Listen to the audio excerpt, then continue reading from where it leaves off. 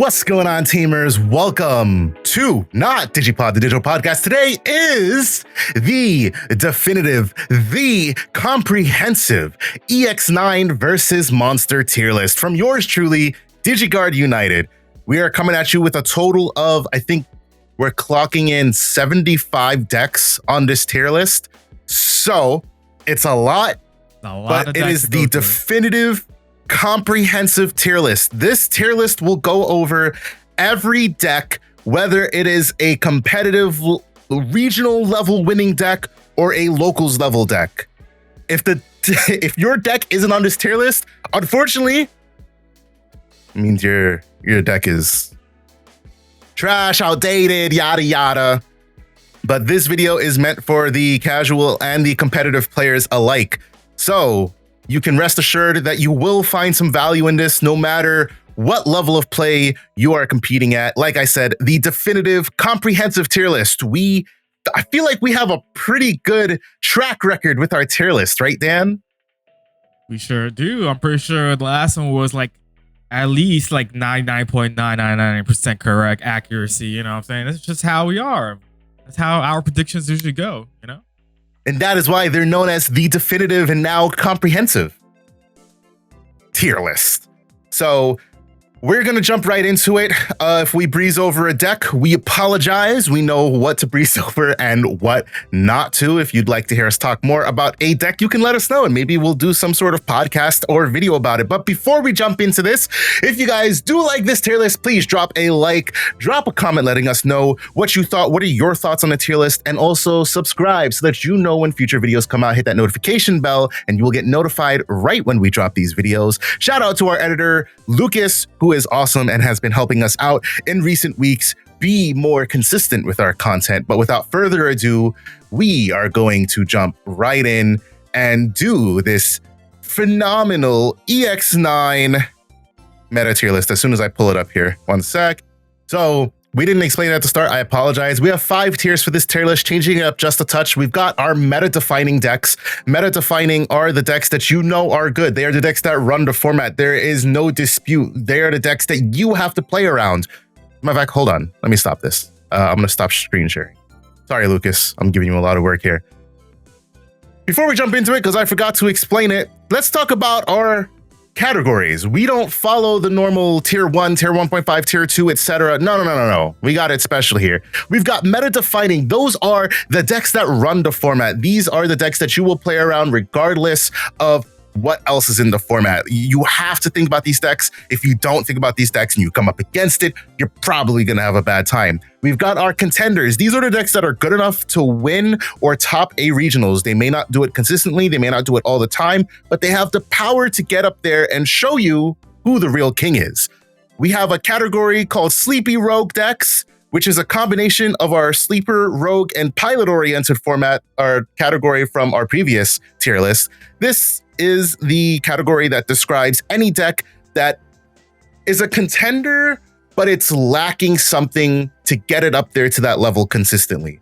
We've got our locals level. That means these are decks that realistically can't cut it at the competitive level. They are way too inconsistent. Their game plan isn't good enough. They don't have enough protection, etc. So you're best off just playing these decks at locals. And then BT22 Rating Room, which are the decks that obviously are waiting for BT22, Cyber Eden. Now we can get back into it. Sorry, Lucas. And without further ado, we're going to jump right in to our tier list. So here are all of the decks. We have a lot of decks to go through. So like those decks that we're skipping over, most likely they're going to be, BT22 Waiting Room or locals level decks. Ain't no reason to like talk too much in depth about them, especially if they haven't got any like crazy support recently. For sure. So we're going to start right at the beginning here. ShineGreymon, Dan. It's gotten support in BT21 with all the new market stuff. You're the ShineGreymon player. How do you feel about this?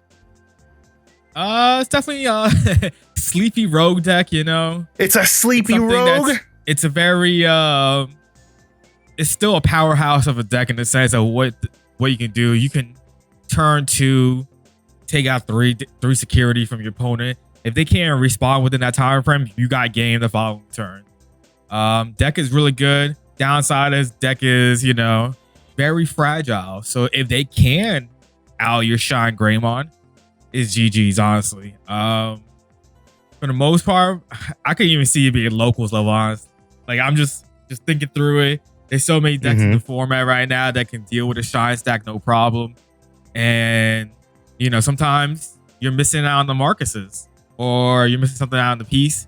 It's pretty tough sometimes with the deck. Yeah, I think that's a fair point to make. Good. No, I was gonna say, I was like, and you just moved it to a locals level.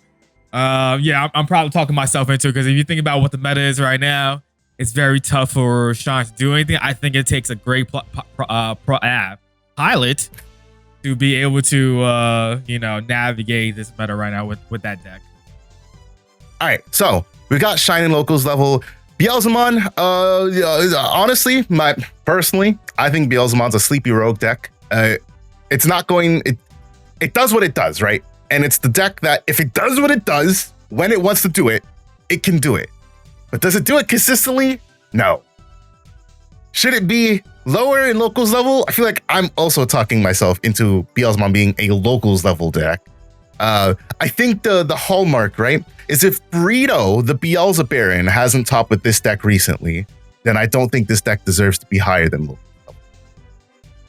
Is that a fair assessment to make? Yeah, that's a valid point. Okay, all right. I was like, you know what? If Burrito hasn't done it, Burrito, the Beelzebaron, the Purple King, or one of the Purple Kings, then I just don't think it deserves to be there. But you know what does deserve to be here in Sleepy Rogue decks? D-Boys. You know why D-Boys deserves to be there? Because they came up when nobody expected them this previous format. They didn't gain anything specifically going into this next format. However, that doesn't mean that they're not a good deck. They have Andromon Ace. That is a crazy ace that can be free dropped off of a Brigademon end of turn.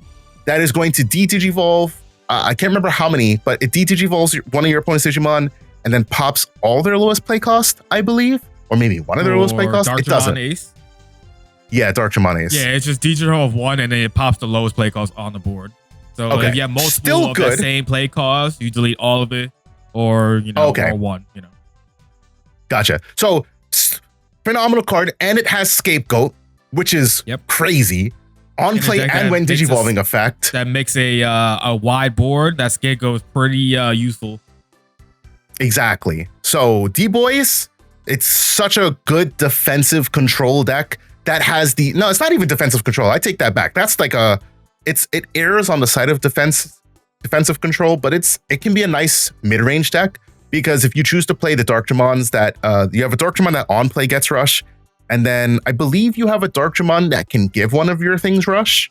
So you can really just, if you want to switch up the build, you can just rush your opponent out with all these low-cost bodies, and what are they going to do about it? Because they can replace themselves. You have the Cargodramon inheritable to play more things out. Has a lot of recursion, but probably one of the best things about the deck, I know I talked a lot of good things, but one of the best things about the deck, 4-cost DCD Bomb is a D-Digivolve 1, then put 3 D-Brigade cards or D-Police, whatever cards, back on top of your deck, and you pop a 6-cost or lower. That card is basically removing any 6-cost or less ace, which is crazy. It means you're getting a refund on value. It is also just low-costed, refill your deck up for a Brigademon end of turn. This deck is crazy good. It's just solid. It has the deficiencies. It doesn't do it enough, and it can get run over by some decks like Ruin Mode. Obviously, is a very big thing, but this deck came up to compete against Magnamon, and guess what? It did exactly that. So yeah, Sleepy Rogue deck. It won a couple store championships, or not store championships. Store regionals during our regionals run, which is pretty cool to see. Yep. Now we've got BT14 Fenri here representing all the purple Fenri dogs. Obviously, Takumi Kazuchi was hit. This is where most people have now gravitated towards. You'd say it's a Sleepy Rogue. Why is that? Yeah, for sure, because the deck still does dumb stuff. Battlemon is still a card. So Lugomar is still a card. BT14 FenriLoogamon is still a card. Like, the deck is still so cracked. Even if you play, you know, the Taki version still, or like a version of it with the one of obviously being hit, the deck is still very, very strong. We haven't seen people top as much as this because, like, if you're gonna play a purple deck, you're gonna play Magnamon. Let's be real. In this current format. But those people who are diehards that love that deck, they still play it. It was topping early regionals, I think it was in. Was it really? BT21. Yeah, it had a couple tops for BT21 early on, so it could still do things like you could still do the original BT14 combo with DinoBeemon. That's like 7 checks. Like it's crazy because you do Alliance swing, 2 checks, unsuspend, swing Alliance check, another 2 checks, unsuspend, swing whatever it is. Dino B, DNA, pop a body out, give it a rush, swing, Dino B, swing. Like, how much more do you need? You know, it's a fair point. The deck is still really cracked. It's just a matter of what people are playing right now. A lot of people are going to gravitate to the better purple decks currently. Magnamon. Don't let anybody fool you. Magnamon is a purple deck, not a red deck. And, you know, you got purple hybrid, still a thing, really. You have, realistically, like Leviamon is probably considered better at this point. You have so many other stuff that's just that style, but better now, I guess you could say. So that's why if you're trying to play like purple OTK, I mean, yeah, Magnamon is the way. Yeah, exactly. For sure. All right, next up, we've got Phoenix X representing all Phoenix variants. This is Tribal Phoenixmon. This is, what are they calling it? Angry Birds with the growl, the Growlmon stuff. Angry Birds, and whatever other variants might exist. For me, this is also a sleepy rogue deck. That's wrong. Phoenix, really? You think so? I think the deck does what it's meta defining / contenders, honestly. Really? It's that strong. The problem is not many people run it. So thinking like this, you have all the Growl X stuff in below, and you go Garuda X, Garuda, and then you go Phoenix X. Phoenix X gives you all that on deletion effects. Now you're getting all that memory for free, basically. You're doing whatever, and then you drop you swing a check or 2, and then trash security from Garuda X, and then you go, all right, I'm gonna play promo Gallantmon and gain all those on deletions again. So that's more memory gain, that's more trash security, that's more rush bodies being played because of Garurumon. And then you have Growl X on deletion. Remember, that's an on deletion too now on that stack. The Phoenixmon can play out the Guillemon again. You could do so much more of that combo line. That's just crazy. It's just a lot more cards probably than a Magnamon stack. But when that deck pops off, it just pops off so hard. And it's really crazy. I could see it being considered meta defining with Magnamon. I don't know. I just don't know if it has the representation as regular Magnamon to say it's meta defining. But it's definitely minimum contenders. I think until the deck shows out a little bit more, I'll concede on contenders. So the reason I was gonna say it's a sleepy rogue deck is because, like you said, it's a deck that when it does what it does, it just fucking punches you. Like you said, the fact that Phoenix X gets all of your all your on deletions at the end of attack. You have the memory gaining. You have the what's it called? You can still play the Guillemon out because it gains on deletion for the turn. So at the end of the attack, you can play out the Rush Guillemon if you have enough in trash. You can do the trash a card, and then obviously the promo Gallantmon plays are pretty big, but just has a lot of burst potential. Does it have more burst potential than Magnamon? Probably not, just because Magnamon is doing 2 checks on face and then facilitating its own deletion for its effects. So Magnamon is one step ahead of Birds, in my opinion. But I'll concede on meta contenders for now. I didn't expect to hear that. I'm not going to hold you. So I'm very interested to see what the audience has to say. Moving on, we've got this stupid fucking dragon fucking hybrid Jogress deck called Imperialdramon. Straight up, people might say we're wrong.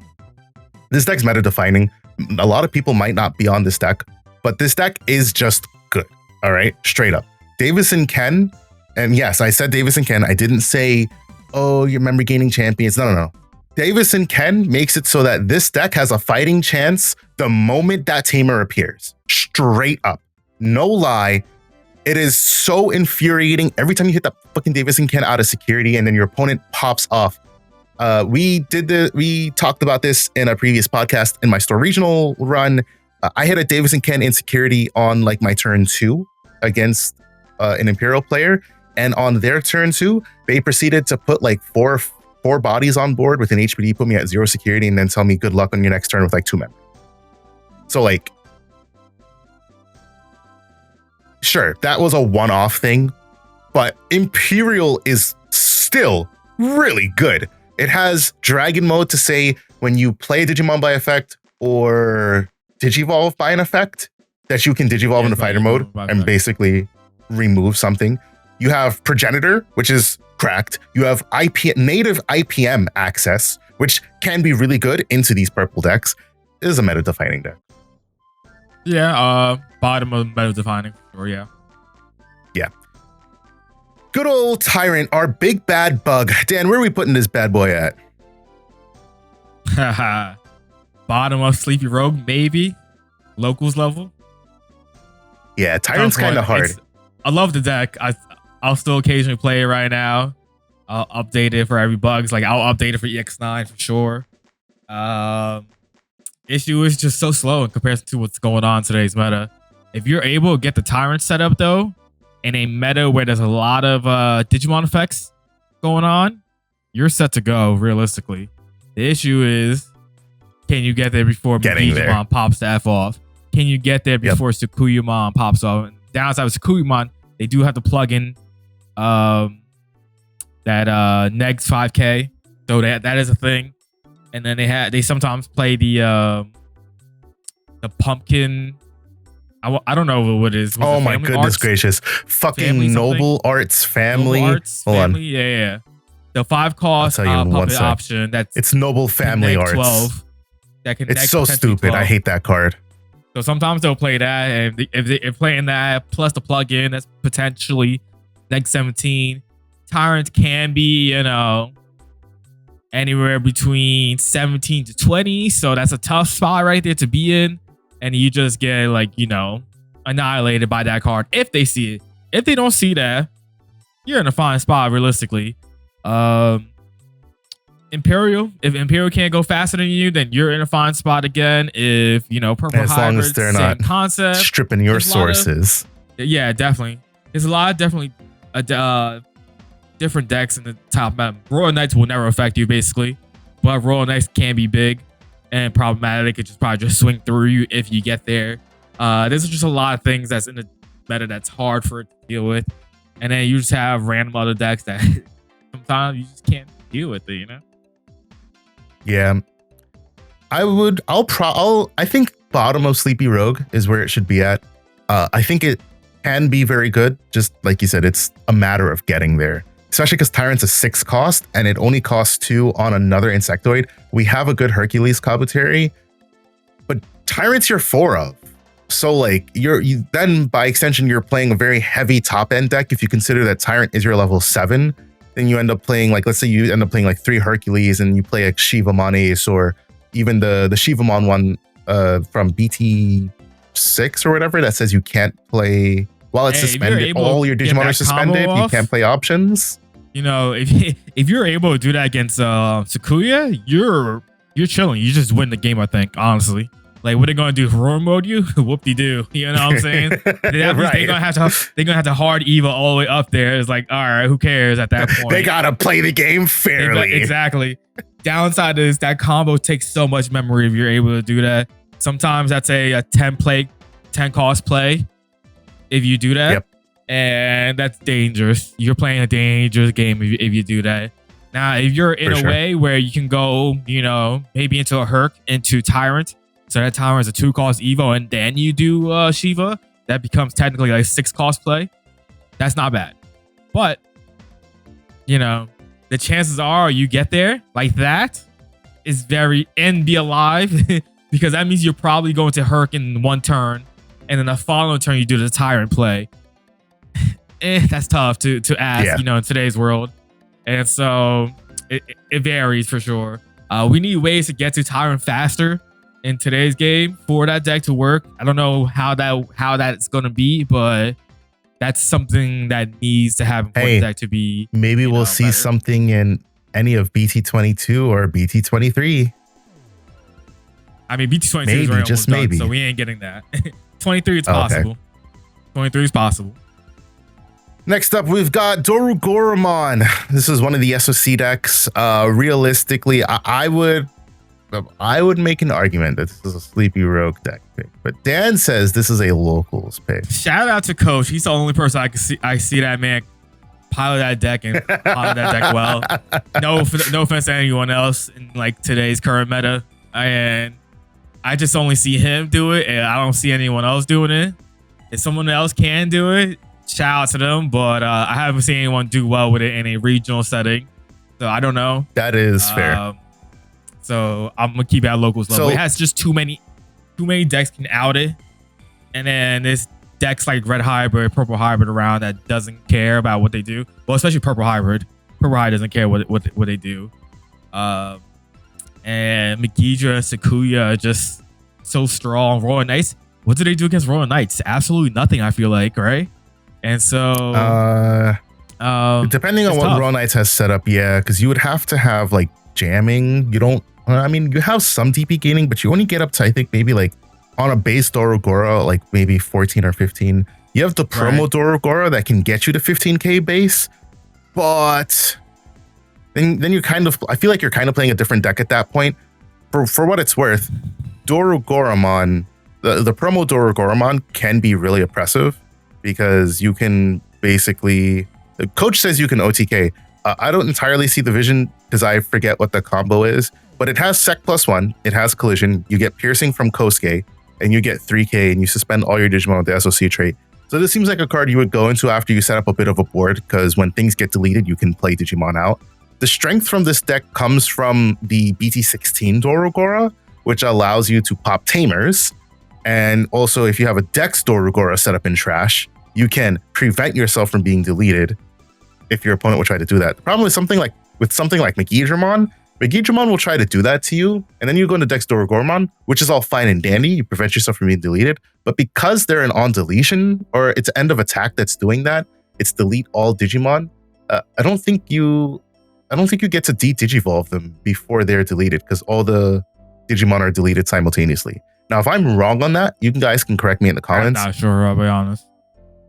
But I believe because it's happening at the same time, you don't get to de-digivolve them, meaning it does nothing, and then they'll just drop a Gallantmon on you and then delete you, and then you can't do anything about it, which is really tough. So I wanted to make an argument for Sleepy Rogue, and it could probably be bottom, but Dan is right. I can speak more positively about Tyrant than I can about DoruGora, unfortunately. So next up, we've got Rapidmon Armors, which is, I'm sorry, this is a locals level deck until you get like something a little bit more. Now, I would also make the argument, I think this deck could do better. Mega Gargo does Digivolve on Rapidax, and it does Digivolve on Rapidmon. Those are really good. The problem is you don't have protection.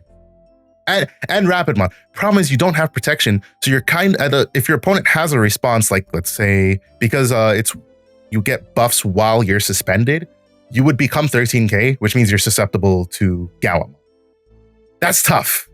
Just giving up essentially 4 free memory, and nothing lives on board enough, generally speaking, for you to like warrant that.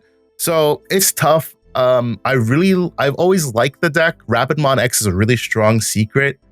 But yeah, the deck, your best play, honestly, is banking on seeing one of your 4 starter deck Rapidmon. Medieval is a very good card as well, but what you really need to see is one of your 4 starter deck Rapidmon after you set up a Tamer, so that you can have protection from deletion and from bounce. If you can't see that, you're in a really tough spot. And the deck hasn't topped recently. Obviously, I know, we got Rapidmon enjoyers out there, but I don't think it has enough legs to go up against the current meta, is what it is. For sure, I agree. Magnax, I don't think we need to really talk about Magnax, but just to give a brief overview, this is when Digivolving, completely unaffected by opponent's Digimon effects. Completely unaffected by your opponent's effects. Now, yes, we have a lot more interaction in today's game that can shut down a Magnamon. So getting into Magnamon X doesn't mean, all right, the game is over. But when I have seen this deck played, so we have 2, we'll go over Armor Rush at the same time as this. basically we have two iterations, and I would say they're both in the same tier, with Armor Rush taking the edge over Magnamon X because you have more versatility. The Armor Rush cards are insane. Lydramon is cracked. You're 6+2, then you get another buff from the Vmon that you're going to digivolve over, and you get a buff from the egg. So you're in 11k level 4, which is just crazy for swinging at security and living most times. Oh, you died? That's cool. Armor Purge, digivolve, go again. Your new Vmon is an unrestricted cost reducing, meaning every time you go into it, because it's not once per turn, every time you go into it, you get to reduce Digievolution cost, which is like, wow, that's really good. You got the Flamedramon that's, I can't remember what exactly it does, but it does something, gives you a buff, you can swing for big. Fire Rocket's a card, so that 11k Lydramon, swing for 2 checks, Armor Purge, Armor Texture, whatever, into another one, and swing for some more checks. The biggest problem with this deck is it is very susceptible to Ruin mode, because Armor Purge, I'm less than 5k. I can't play the game. But against like Magidramon, it's like, oh, cool. I'm going to try to rush them down as fast as I can. And if I can put this Magna X up, because you still run Magnamons, it's not like you don't run Magnamons, then I have a chance. And you also have access to IPM, which can really mess up a Magidramon's plans. But does have the edge over Magnamon armors, just because Magnamons do cost 3 to digivolve over the 2. The armors costing 2 is phenomenal. They cost free with trainings. The Davis, any armor texture Davis play means that you're digivolving. You get to gain a memory, so you can pretty much digivolve for like 1. Or Armor Digievolution is a really good card as well. So I think it has the edge over Magnamon armors as a deck, but I think both decks are still really good. And if you like Vmon, you like Magnamons, have fun. Play your deck. Speak your truth. Yeah, agreed. Where's our other boy here? Next up, we've got Red Hybrid. There's another Emperor Greymon chilling right here. There he is. Oh, actually, there's 3 total There's 3 total Red Hybrid adjacent lists on here. And the reason for that is because there are 3 different flavors of this, right? I can't find them right now. I'll find them at some point. But first off, we've got AncientGreymon. I really like AncientGreymon as a deck. It's a very oppressive. I'm going to come up, try to punch you in the face, do 2 checks, set up my tamers, do it again play. My problem with AncientGreymon is it's extremely piece reliant. If you don't see one of the Burning Gray or Aguni that lets you essentially do your combo, it feels like you're kind of stuck. So as much as I'd like to say this is a meta contender, I would say this is probably more akin to like a Sleepy Rogue deck, just because if it's going to punch you in the face, it's going to punch you in the face. But I don't think it does it as consistently as other Red Hybrid variants do. Dan, thoughts? I was scared. I thought you were about to put that on contenders, honestly, because it's definitely not contenders. I was just hovering. With promo Goonie not existing. Yeah, and that is another big factor about the deck as well. You do, because you lose that pivotal piece to being able to do your whole combo from raising. It's just less consistent. That you have regular Emperor Red Hybrid and then like RGB Hybrid. Is that what it is? Red, green, blue hybrids, baby. Just immediately put RGB Hybrid in local levels. Let's not talk about it. Too much stuff going on. It doesn't work that well. Yeah. It's yada yada yada. Now regular Red Hybrid, with all the new support, is definitely a contender deck. You can pop off really good again. Takuya BC21 is stupid good. Being able to evo your hybrids and start the main, I believe, for like 1 or less, and then for every name, other tamer that's a different name or something like that, it's another reduction. So you can do free evos for Red Hybrid, which is cracked, because that means if even you're choked to 1, that's always the thing for Red Hybrid. If you choke them to 1, you know they don't got that much plays and they gotta waste more resources. Now with that card, choking 1, all right, cool. I'll evo my hybrid for 0, and then I'm evo for 1, and then I'm gonna swing evo again, and then like go into your Emperor Gray, whatever it is, and then 2 checks, 2, 3 checks. I have really big body, and then like pop off or something like that. You can do a lot of different combos with it. Plus, obviously, you still have Takuya and Koji, the 5-cost tamer, which is always really one of the best tamers in the game. Honestly, I think being able to tuck different hybrids underneath it You set up your plays. You can do so much with it. It's crack card in my opinion. I hate seeing it every time I play against it. And then they also you still have the OG Sakuya, right? The Warper into Emperor Grey. You just tuck 5 sources underneath it. You don't have to Evo, and then you just Evo into another hybrid, and you have all those inheritables go up your chain and like do a lot of things. So it's a really good deck, honestly. Being able to do your shenanigans, being able to punch someone for 4 or 5 checks is always really good. It's just I don't think. No. You can put those back down. You can put them back down. Keep on. There you go. I just don't know if it has necessarily all the results in the world to show to be like higher than like bottom of contenders though. So still a really good deck, and if you see it, you gotta watch out for it. So I'll tell you this, from playing Red Hybrid, its strength actually comes from having an absolutely cracked BT21 Aldemon. The fact that your combos can get you into this Aldemon for a total of 2, swing for 2+ checks, depending on if you played Atomic Inferno, are you digivolving over the BT7 Sakuya. You get to swing for this massive amount of DP at level 5. Like you can swing for like 13, 14, 15k easily. On deletion, do the AncientGreymon play without being AncientGreymon. Pretty good. Yeah. It is really good. And then yes, like Atomic Inferno, Gravity Crush, you know, red hybrid things, so to say. Deck is really good. I love the deck currently. It's what I'm thinking about playing for next regionals. I think it has a lot of legs. Emperor Greymon is just like an addition. The promo Emperor Grey was way better than I initially gave it credit for. I didn't realize it's kind of like a souped up BT12 Emperor Grey. So BT12 Emperor Grey is just a straight up Digivolve for 3, pop something. And then on deletion, play a Takuya from hand or trash. And it's like, oh, okay, cute. The promo Emperor Grey gets to pop for the same thing, the same condition as much or less DP than you have, but it is a blocker that at the end of your turn unsuspend, which is really good. The plays that you can do with this Emperor Grey is like if you Digivolve a Takuya Koji swing, keep turn, Digivolve into Emperor Grey somehow, you can do Emperor Grey end of your turn unsuspend, and then Takuya Koji end of your turn swing, and it can be your little Emperor Grey for game. So that card is really good. Actually, no, I lied. Sorry. Yeah, that would let you do that. It also does have the ability to play this 5-cost Emperor Grey. 5-cost Emperor Grey is very hard to swallow because it costs 5. However, it does allow you to attack, and it does gain Sec +1 in piercing, which can be very crucial. I've had it come up for me. So it is very versatile. It is more versatile than the other 2 lists, and Red Hybrid has just been the eternally good red deck, especially because you can play Crimson Blaze. And guess what? Crimson Blaze is a really good card. So, yeah. For sure. We got this stupid fucking other blue dog, Ancient Garu. This doesn't have the results to show for it. Personally, I think this is a contending deck, but people have said that this deck isn't as good. I would probably say it's like bounce. Let me think. Bounce.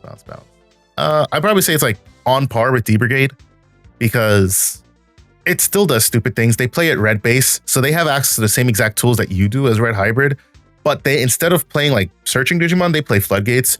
So they'll play the Solarmons, can't reduce play cost. Shamanmon can't gain memory.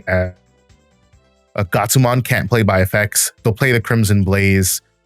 And it's just super fucking annoying, honestly, because it's like, God damn it. Like playing against this deck, you know that it's just trying to punch you, bounce your Digimon to hand, get that free check, like even freer than Sec +1 because they're never checking the card. So if they were going to hit into something that might remove them, haha, psych. And yeah, I think deck is really good. I guess it's just inconsistent because it's kind of 2 different bases. It's a blue deck playing a red base.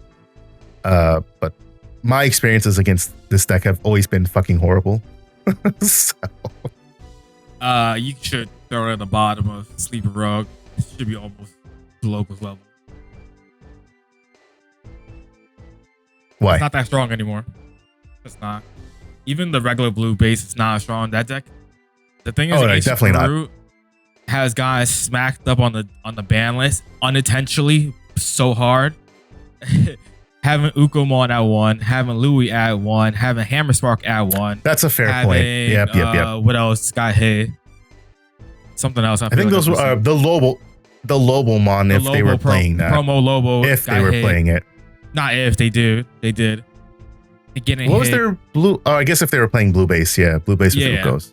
Yeah. There was so many different things that got hit with that deck that it's just hard for it to do as much as it did prior.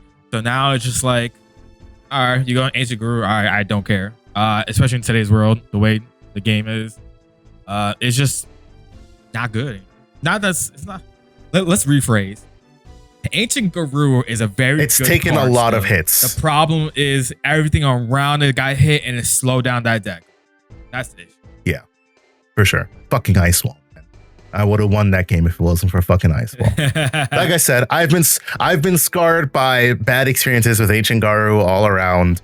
But yeah, I do agree with what Dan's saying there. Dan, you're the local Omni guy. Where's DNA Omni at? Let me find. Did you put Alter S as separate, or you put this all together as one Omni? Different, because there's like, you can play them differently. Yeah, they're two different. Yeah, different. Because Alter S, you could play Alter S in Omni Ace. For sure. That changes the deck up completely and makes it meta defining, in my opinion. Do you think it neat? Alter S is cracked. Bro, what? That shit is crazy. I'm not saying it's not. I just didn't know it was to the level that you think it's meta defining like right now. All right. I mean, maybe I'm exaggerating. All right, let's because of like, you know, we've got the BT22 stuff coming. Room. It's also BT, but EX9, that's why I threw it so there. Good. EX, yeah, but the problem is, so let me look. So you have Ty and Matt in it already. The new Ty Matt. Ty Matt is so good. It's a free draw almost, and you gain all the memory and all that stuff as the old one. You have Alter S, which now Alter S is going to be a 4 of, where the Omni Ace is probably a 2 or 3 of now. You have the new something else. I think that's it really Blitz, for EX9. No, because you can't warp. You don't have to run. You don't have to run the other stuff, but like Alter S is that good that it doesn't matter. If you have 2 Alter S's, that's game. Like, you know what I'm saying?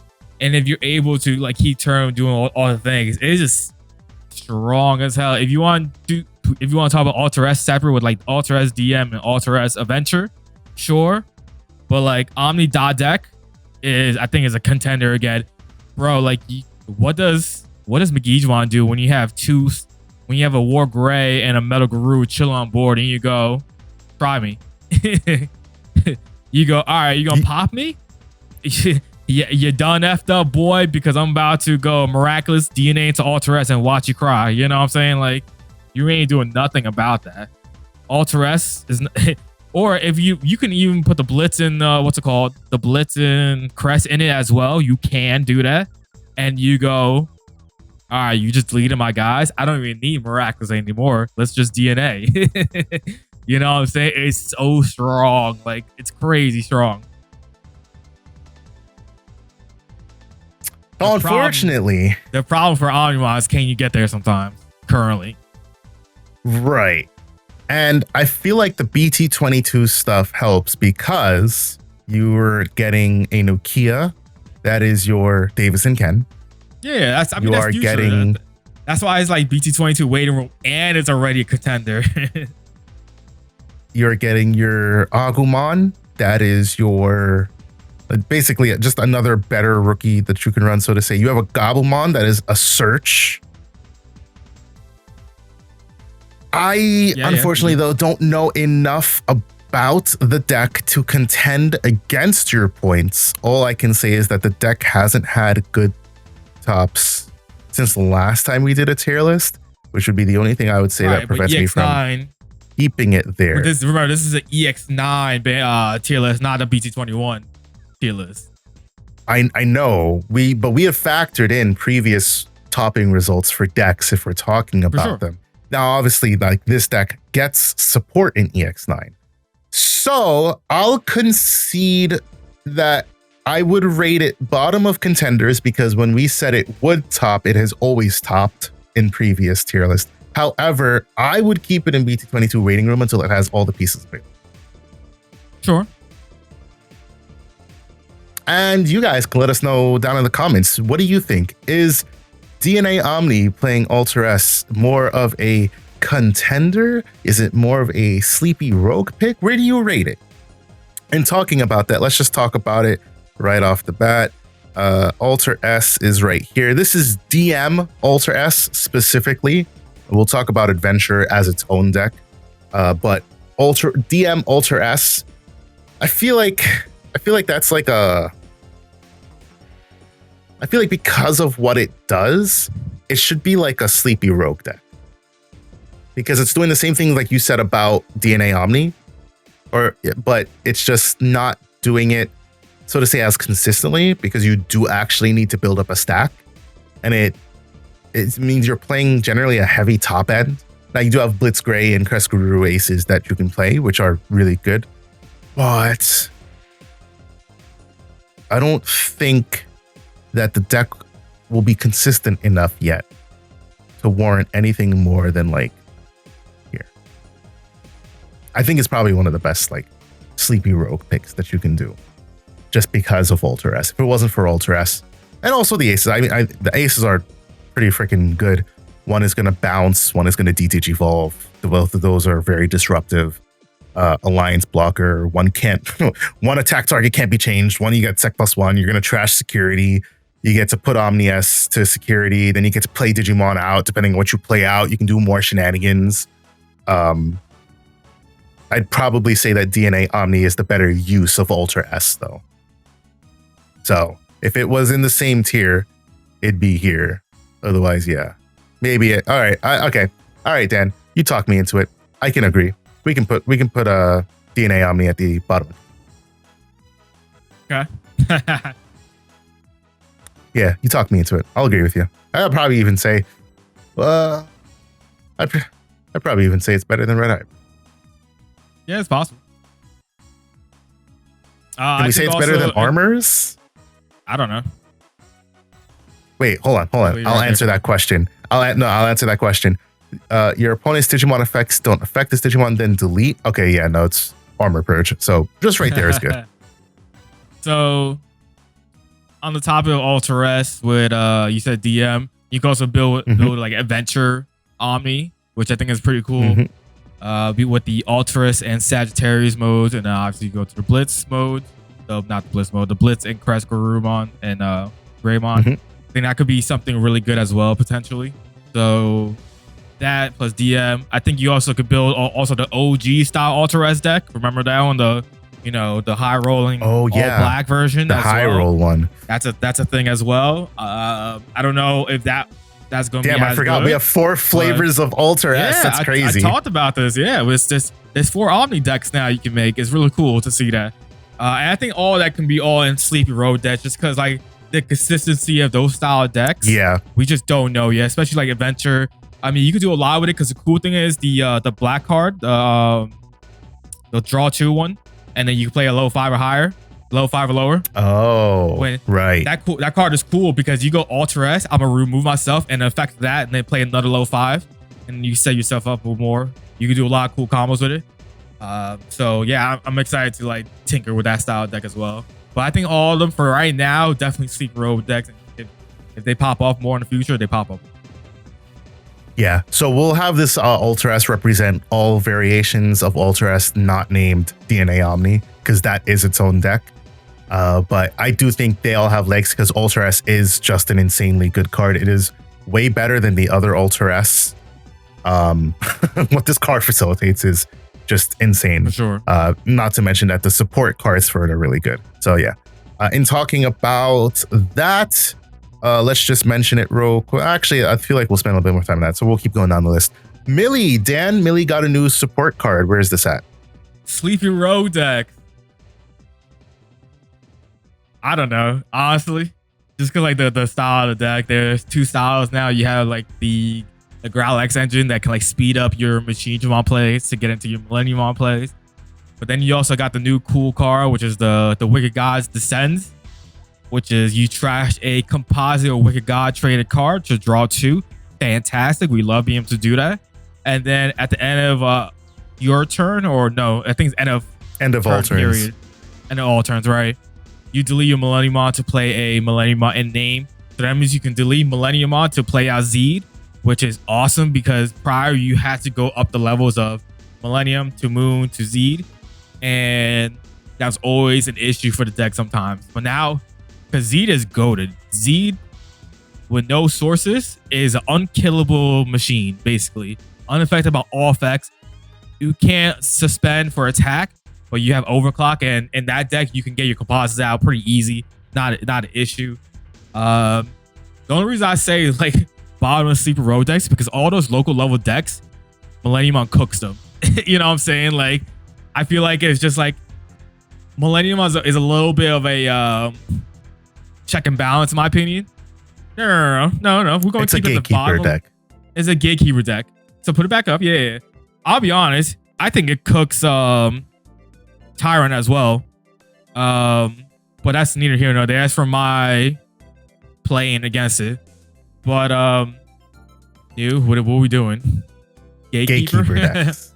Gatekeeper decks. And I think it can do things against the top tier decks. Certain top tier decks can't deal with Millenniummon as well either, because you can just go, oh, you decide to delete me? Great, I'll come back and delete you. Like FenriLoogamon struggles against Millenniummon because they have to delete. For sure. So you get Millenniummon out on board, you just pop things. Omnimon goes, all right, I'm gonna, delete your Millenniummon. Whoopsies. Yeah, effed up. Now I'm gonna have double a Moon and a Millie or something, So I think it's really strong. If you get there, it's a really strong deck. Let's rephrase, right? Again, I think it still needs more support, but you never know. I'm definitely gonna be cooking with this deck now with the new card, because that card plus the old option equals you get all three on board with ease, which is super cool to see. So I don't know. We'll see what happens with it. All right, so let's leave it right here. I think it definitely needs another line of support, low 100%. End support. I think that's what most decks need nowadays. They just need low end lines of support. Boss monsters are great. We just need better low end lines. So it's just not consistent enough to do its game plan all the time. Like a lot of like the Liberator decks are getting them. A Gazimon that states like reduce your champion Evo by 1, so you can have like a 1-cost Deltamon would be so clutch for the deck. Yeah, because it is very heftily costed, especially because you're having to sacrifice everything, and it makes it not so efficient in terms of memory economy. So it is, outside of maybe Rapidmon, because they just Digivolve, bottom deck, etc. The rest, yeah, it's tough. Millie has native access to Tamer Pop, multiple Tamer Pop at that, and hand trashing. Well. They have that. I think it is strong, but I think it is held back by a lack of consistency. We've got Purple Hybrid, Dan. Meta defining. Why? Still meta defining. It just won a regional. Why? I don't want to hear it because it's goated still. I'm just saying. Why? I know. Good pilots can pilot this deck really well, in my opinion. It's all about resource management. It's all about, can I make sure I have, everything I need to go for a kill turn, chip 1 or 2 damage, get them to like that 3 range, and then hopefully go for an OTK style turn with 2 Tamers on board. You get, 2 Dustmon swings. Dustmon can stop last Evos, can do so much. Changing your opponent's colors is important. Even if you have the secondary win con, because that's more of a secondary win con now, you can't, loop as easy. So like milling someone out is a lot harder, but it can be done at times, especially against like Magnamon. It's so easy to get 5 colors against Magnamon because there's 3 color Magna X, and then they have a Tamer in the back or 2 Tamers and another Digimon. Oh, that's free. That's free money right there. To mill 5, and you can do it over and over. It's still a very aggro deck. It can run so many different toolboxy type cards like Gallantmon, because you're milling both you yourself. Gallantmons are very easy to play out for free, and that's a free rush. You're playing other things that have rush. Guilmon has rush potentially. Genkaku Promote is a card. Koichi is still a really good card, honestly. Being able to, on play, trash a card, gain draw one, trash one, inheritable, gain a memory, so on so forth. New Koichi Solid Beam, that's your important piece. Then as a higher number, you can play a whole bunch of options in this. You can play sec bombs, and in today's world, there's not many sec bombs in decks, and this deck can do rivals. Usually you see it at 3-4 of, and that's a thing now, which is really good. It's just still a really, really good deck, even with all the hits. Yeah, for sure. It's purple. It's versatile. It morphs, but it does require a good pilot because it is not so helmet. It is not. It's not strap on the helmet anymore. and go. No, you gotta think about it a little bit. You gotta make sure you're doing the right thing at the right time. It's a purple deck. Trash the right thing. Don't trash the wrong thing. Set the right cards up. Try to bait your opponent into certain plays. That type of thing. for sure. Xros Heart. Absolutely not. You don't think so? No, it's a sleepy Why road not? deck because it gets outed by a lot of different decks. But it has a one really good matchup of Royal Knights, being able to bum rush them, and then neg 5 Volder Arm. Volder Arm. that. But like it's itself, like the stuff you could do, like the EX6, you can neg 5 on board, and then their Omegas are irrelevant. And but like against other decks, it's hard to deal with. Like Purple Hybrid eats. They love playing against Xros. Well, of course, because you have so many tamers. They give you, but they give you a million colors on board. So it's like, all right, I can mill you 6 easy. And so stuff like that. I think Armors is a better rush deck in my opinion currently. Magnamon just goes, I'm just going to keep going. Sakuyamon just does the same thing. And then Volder Arm slow them down as well. Medieval is a card. Medieval stunts their whole board a lot of times. It has a lot of weaknesses, honestly, in the game right now. Okay. Yeah, that's fair. Galacticmon kills that deck too. Yeah, we haven't that's even fair. mentioned Galactic just now.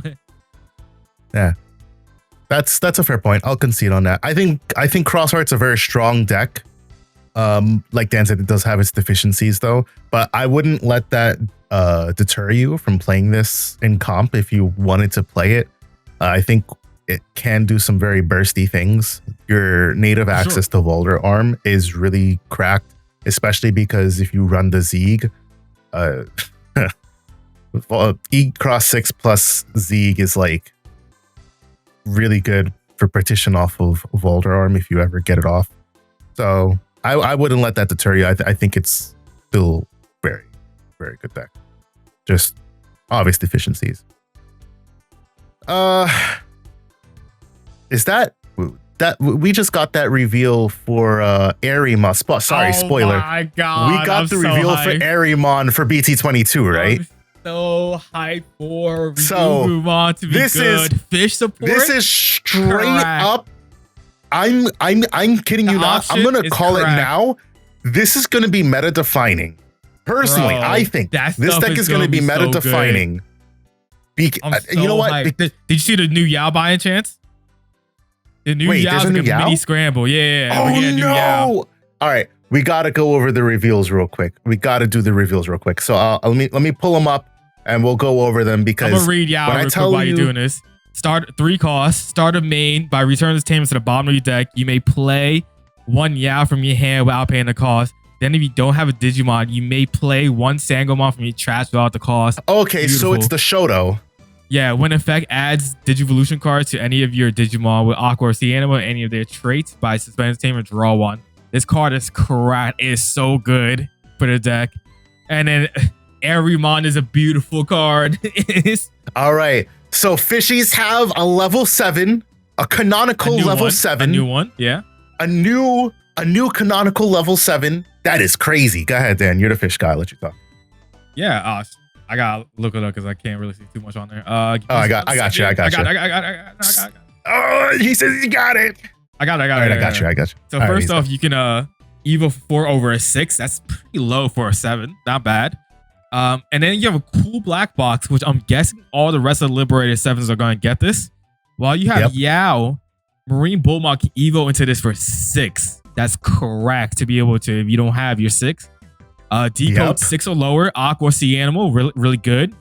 When digivolving, you may play one of each 3, 4, and 5 from Aqua or Sea Animal, and any of their traits from your Digimon's Digivolution cards. That from this just from this Digimon. No. Is it? Oh, okay, my fault. Yeah, from this Digimon, yes. Oh, my fault. Okay, yeah. All right, that's still good. And then when Digivolve, one attack once per turn, by placing one of your other Digimon as this bottom Digivolution card, return one of your opponent's Digimon to the bottom of the deck, and this Digimon unsuspends. So that means you can swing with your Ryugu. You could go into air, you can get into another swing. It's so good. Like, this card is cracked. It's amazing. There's so many good, really good level 3, 4, and 5 Aqua and Sea Animals in this deck. I mean, in general. So I'm gonna be cooking fish food, lobster he said tail, he's gonna be cooking some sushi. Sushi. But hold on. Cracked. You haven't even gotten to the best card, because this card is cracked. This one's about that. Yeah. This is kind of weird to see, so I'll read it. It's a main. You may play one Sangomon or Yao Kinglan from your hand or trash without paying the cost, and you place in your battle area. Your turn effect, when any of your Yao Kinglan suspend, you can activate the delay that one of your Digimon with the Aqua or Sea Animal in any of its traits may digivolve into an aquatic and liberator trait Digimon. So they did smart to lock it down, but you did to do that, reducing the cost by 3. This is a 3-cost card. So this card gives you a free rookie or a reduced cost tamer and lets you reduce your Digi-Evolution cost into a Ryugumon or the Airymon for 3. Yeah. Or by 3, I should say. This is an in-archetype training, basically. And we have an in-archetype scramble in a sense with the new Yao. I'm loving these cards. Yep. If this is what the new Liberator stuff is going to be going, I love it. I'm really loving the direction of these cards. Fantastic cards. Yep. BT22 waiting room for sure. We don't need to talk any more about it right now. I think straight up, it would have been right here, but it is waiting for those cards because those cards are insane. Now, Lucemon, the only reason this deck is on here, I'm going to be real with you. The only reason this deck is on here is because I saw it come up on Facebook one day when somebody asked about Lucemon. They said, is it good? And somebody said, yeah, you can skirt out some wins at locals. I'm here to tell you that this deck is the local level king. This deck, if everybody's playing like local level decks, like Lucemon's a menace, right? Like Lucemon is just like, all right, cool. I'm going to keep recovering. I hope you can kill me. And the game's going to drag out and it's going to do Lucemon things. But this deck is way too damn slow to even be considered at anything more. This deck suffers from such a deficiency in that you have to Digivolve for 5 on your Cupimons. You have to play things for like 5 to 8 cost. Shit, your Chaos modes don't even reduce themselves effectively. So like, you can't even be like, all right, cool. Like, I'll just play this Chaos mode for 8 because I don't have anything else to do because it only plays for 13. So until this gets something to make this deck reduce cost by more, it's a local level king until the day it dies, straight up. That's it about Lucemon. Now, Lord Knight is here to represent Purple Toolbox. As much as I hate to say that, it is not its own deck. It is only ever played in Purple Toolbox. Lord Knight does not have its own deck currently. Maybe that will change in BT22. But as of right now, this card represents Purple Toolbox because it is the card that everyone plays in Purple Toolbox, as was highlighted by Donkey Nog's second place top at I think it was the Mesquite Regionals a few weeks ago. This is a deck that I would like to say is a contender, but I'm probably more inclined to say it's a sleepy rogue deck because what the deck achieves is a complete versatility in playstyle due to what it can tech in and the different ratios that you can play stuff out. But if you check out Donkey Nog's list, it is probably not a list that you can just pick up, go play, and have success with. It is a list that is very personalized, very much so like his list, and he did very well with it. But I think trying to replicate that level of success is very hard. What the deck is capable of doing, you're probably better off trying to play a deck with a more streamlined game plan, unless you really put in the time to understand what this deck does and basically modify it to the way that you think it should play into the meta. So to me, it's the definition of a sleepy rogue pick. Agreed. If you want to talk about Leviamon in the same context, we can. So I think Where is this Leviamon will smoke at? be a contender. Yeah, I would say Leviamon's Leviamon's more of a better. contender because it has Yeah, a straightforward game plan. I'll be honest. I think it could be under like the bottom of meta defining sometimes, just because like he's so cracked and good. Like the deck is not anything. Like you can't tell me that's not a definition of a tier 1 deck. It just comes in and out of formats in the most weirdest ways. But, So yeah, it is definitely like an evergreen deck. It as long as Leviamon does what he does, like Leviamon will never be bad because Biting Crush is a card. If it wasn't for Biting Crush, it wouldn't be good. But Biting Crush is good, and like that's another reason why this deck, this purple toolbox, is here because Donkey Nog played, I think it was like 2 of each Leviamon, but he did not play Biting Crush, which is like insane because I would never play Leviamons and not play Biting Crush. And it's not to trash on his list. It's just, it's a very personal list and he did very well with it. And all the congratulations to him. But I don't think anybody, very little people can pick that up and replicate success. You'd be better off playing a straight Leviamon list with your 3 Biting Crush and your 2 7th Lightning and calling it a day.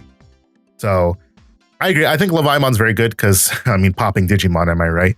Especially because you can get double pop on armors, which can be really good. They don't really play Digimon out by effects, but if you have like Dragomons and stuff, you can force them to do so, which can be very detrimental for them. But I'd probably say they're on par because Armor Rush is Armor Rush. They can get you down fast enough before you can get anything set up with Leviamon. Realistically, what Leviamon is, it's like a mid-range combo deck, so to say.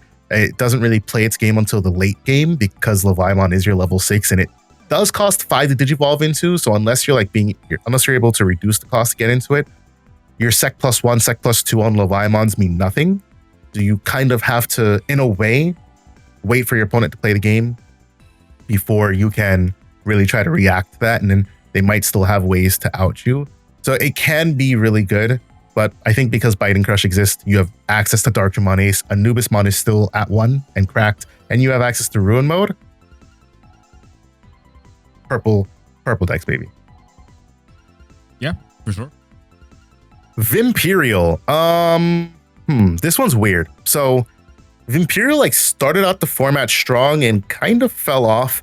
My personal opinion is that this deck is extremely combo heavy. If you, I don't know. The Virus Imperial fighter mode is like stupid. Trash is security. If it has dragon mode in source, your opponent can't play Digimon by effects. Therefore, what it says is, hey, Crimson Blaze. It also says that when a security is removed from on all turns, or I think it's when your opponent's security is removed from, I think. You get to pop a Digimon. And that is like dumb. They're always popping something. You literally can't leave anything on board against this deck. Their dragon mode says delete everything else, and then fighter mode finishes it off. So unless you're a deck that can specifically counter that or not rely on having a Digimon on board like Purple Hybrid or like Imperial with Progenitor or Partition, then you're in a tough spot. But I think the deck is really good. I can understand why it fell off. Price is part of a barrier. People move to easier, less combo heavy decks. I played this deck once and I said this deck is not for me. It was way too much thinking, grabbing the right piece at the right time to play the right piece to make sure you're digivolving the right chain. If you perfect that combo, you're great.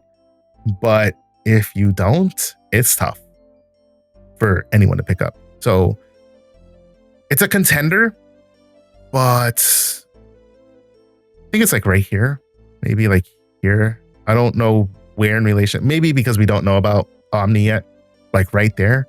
It's really good, but it obviously has its deficiencies, which is more itself than the meta, realistically speaking. So I think the only reason why we don't see more of it is just because of the price. Because could very well be a thing, but Digimon was like accessible to everyone off rip, we would be talking about as meta defining. Counterpoint, I think, would you say, so if you had the choice, would you play Vimperial or Purple Hybrid? That's not a good comparison because I would choose Purple Hybrid myself all day, every day, just because I love Purple Hybrid. But if I were to choose, would you choose? If I had to choose between this Sakuya and like Magija, I'm choosing Imperial. Why is that? Because it's more aggro. Sakuya is an aggro? Sure, it is, but like you gotta. I think the setup is.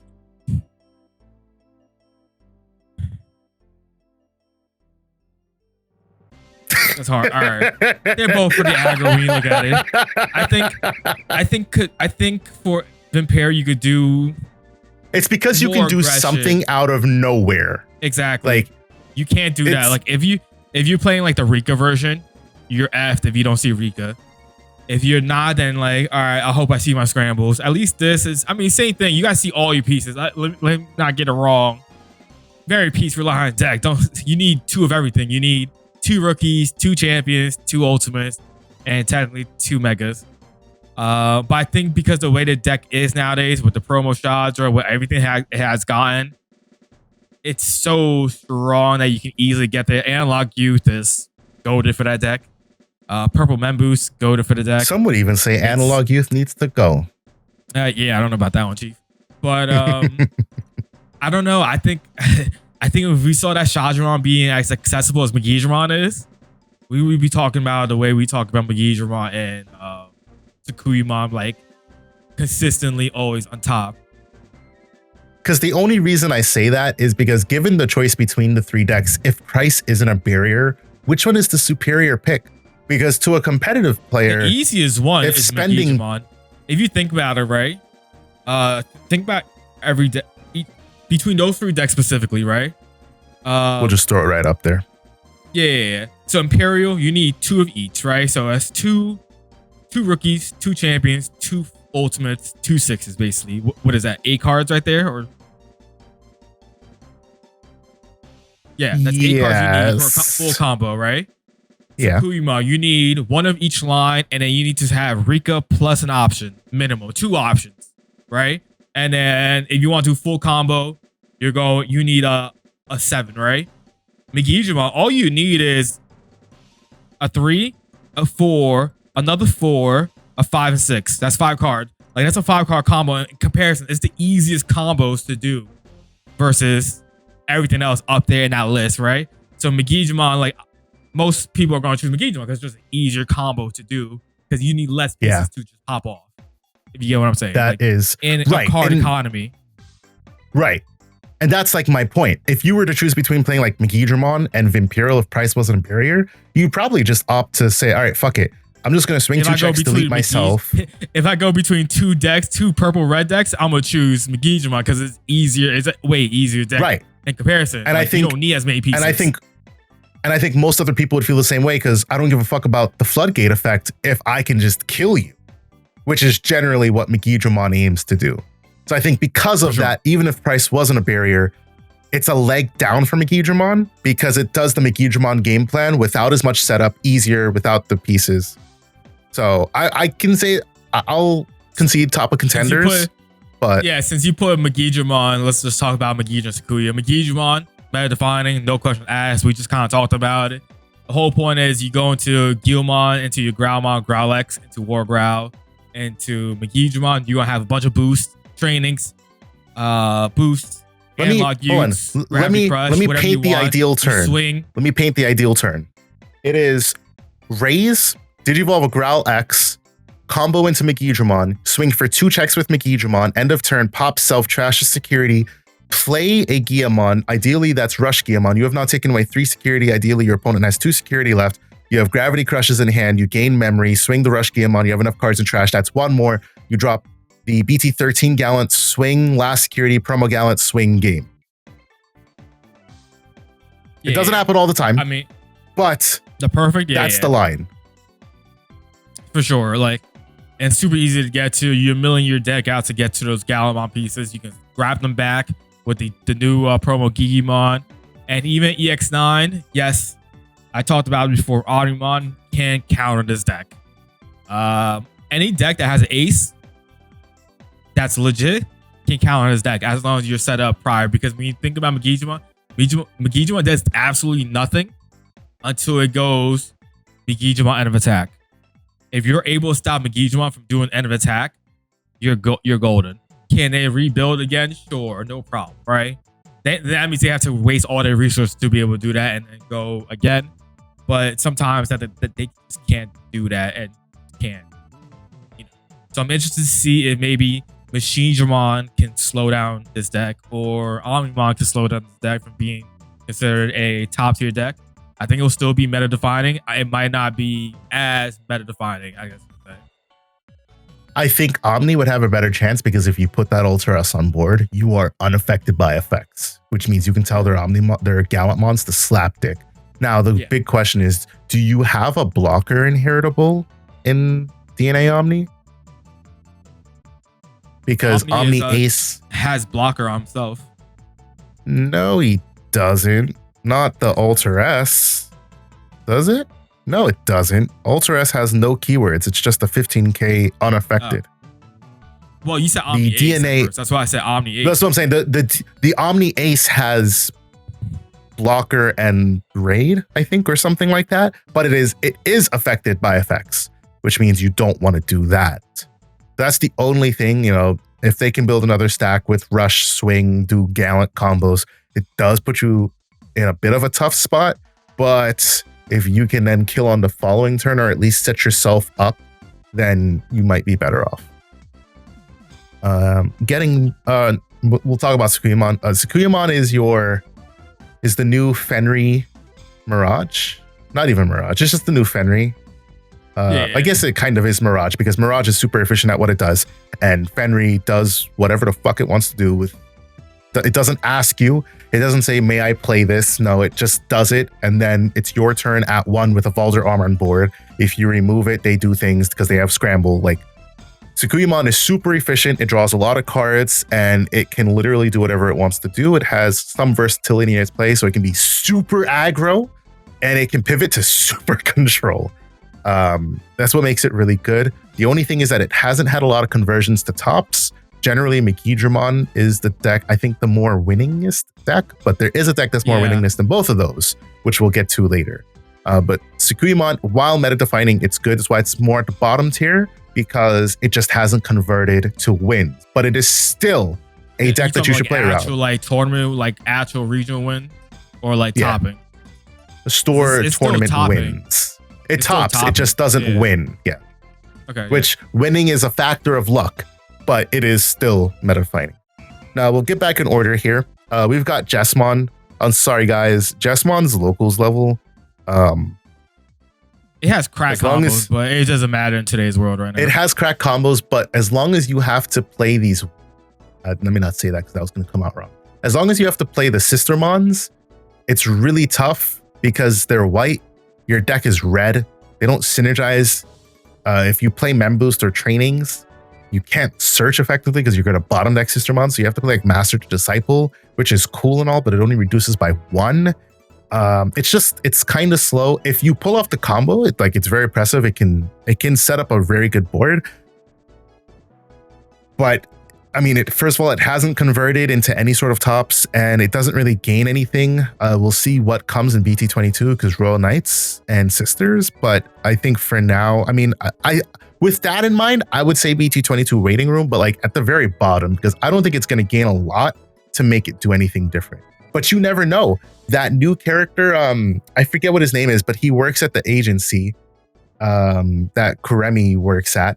And rumor has it, the rumor mill is running, he could very well do a thing where he digivolves into a certain Digimon. Not going to say who the Digimon is, but if the Alphamon is any indication of the combos that can happen with Cyber Sleuth cards, it might be something that's worth it. So maybe it's worth waiting and seeing where the support takes you. GigaSeadramon is here. It was originally here from an old tier list, so it was here as its own deck, but I think this is... I don't have Scooby-Doo on here, unfortunately, so that's just a different topic entirely, but we can probably just have this represent like blue good stuff, in which I would say... Where'd you put blue good stuff, Dan? Sleepy Road deck. it's done some stuff in like JP because remember we're a unified meta. It popped off a little bit in JP. If you were going to talk about blue good stuff version is the GigaSeadramon engine of like Seadra, Crab X, Seadra X, Mega Seadra X, and then your top end is anything that's blue. So any blue adjacent card. Yep. Yeah, Gallant X, Hexablow, Invisi. That deck is really cool deck. Gino's named the Scuba Duke.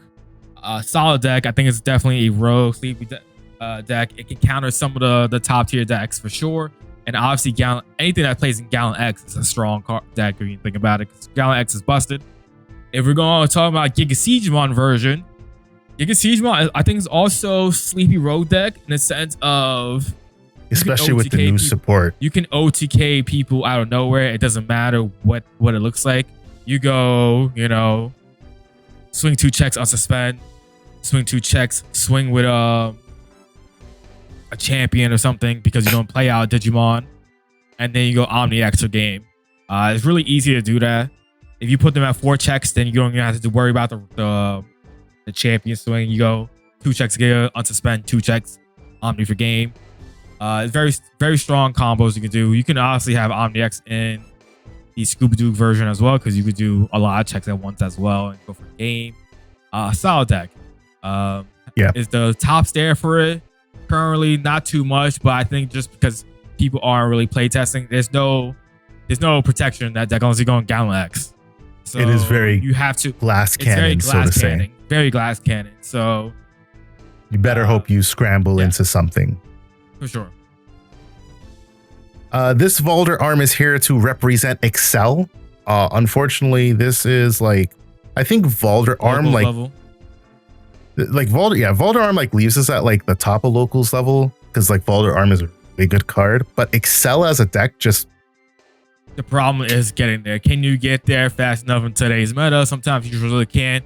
And even if you get into the Volder Arm, you're giving them like 10 memory. Not 10, I'm exaggerating, but you can give if you do the combo, sometimes you give them 4, 5, 6 memory and like whatever. Yeah. If you want to play Volder Arm in a deck, Sakuyamon is your meta defining pick, and then Xros Heart is your sleepy rogue pick.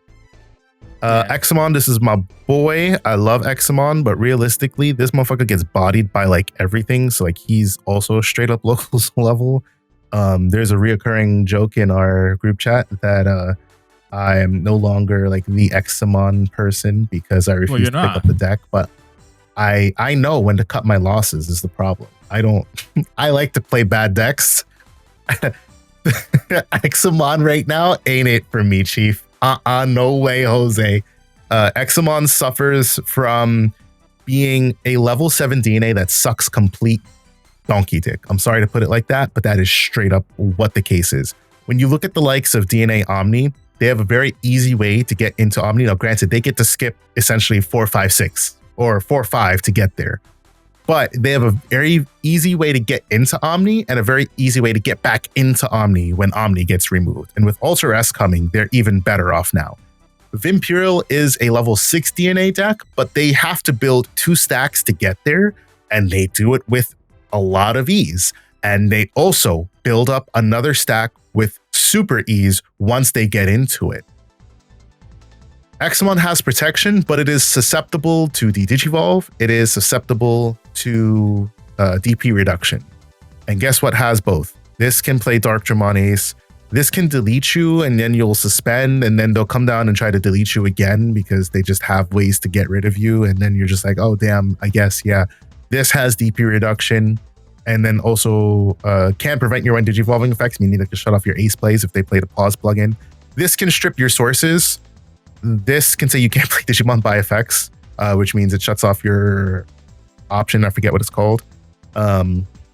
This will just double delete you. You don't get to unsuspend, okay? This will delete you. You'll suspend to evade it, and then they'll delete you while you're suspended. It's hard out here as Examon lovers. If this, I said this in Discord the other day, if this deck was able to facilitate a way to build an Examon on 1 stack and have it be good, we'd be fine. But because it requires you to build either 2 stacks or use EX3 Examon to drop another Digimon to DNA to get like all your effects, because even Examon Ace is locked down, and then Examon X is locked down to Examon or X Antibody and Source. It's just a trash deck. Honestly, I don't even know why I put it all the way fuck up there. This motherfucker is the bottom of locals level, right? I'm so furious with everything about this deck, man. Examon is my love, but man, is it tough out here being an Examon enjoyer. Now, Invisimon. Invisimon, unfortunately, is a locals level deck because the only card from him that gets used is himself in every other deck, i.e. Blue Good Stuff or Galaxy, who is the biggest offender of using Invisimon. Yeah, his support deck is cool and all. You could do cool things, but he's way better as a support piece for other decks. The whole idea of the deck is you flip your opponent's security up, and then you gain effects based off of that, and like jamming or whatever, and then like your 5s and 6s with Invisimon can like bounce themselves to security and play themselves back out again at the end of your opponent's turn, which is pretty cool, you know. And then you set up cool turns or whatever. Altea, I think it is, right? The Altea, pretty solid. You can place sources underneath so you can redo their effects and stuff. Cool deck.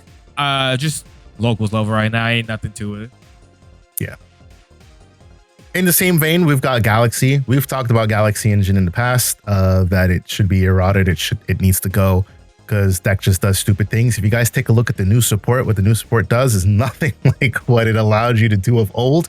It is a draw one. I think on both of them, I think it's just a draw one. They have learned from the memory gaining shenanigans. We haven't seen the tamer yet. If there's going to be a Galaxy adjacent tamer, we shall see. But deck is still good because it's blue good stuff, but more efficient. The problem is it's still glass cannony, but what it benefits from is more draw power than blue good stuff. So I had this conversation with somebody on, can't remember what video, but they said the problem with there was a problem with engines because we were talking about I think we were talking about the EX9 Wing Guardians and playing that with like a pure green engine. And I related it to Galaxy, how Galaxy can bottom deck their entire top end because they don't play top end pieces, but that are Galaxy traded or searchable, I should say. But they can bottom deck the entire thing and they have to rely on raw draw power. But because the draw power is so massive, it's why you play Galaxy Engine, and also obviously because you do it for free.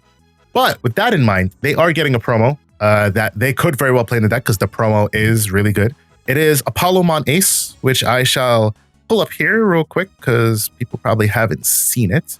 So Apolomon Ace is a yellow-red on play when digivolving. Ace, like I said.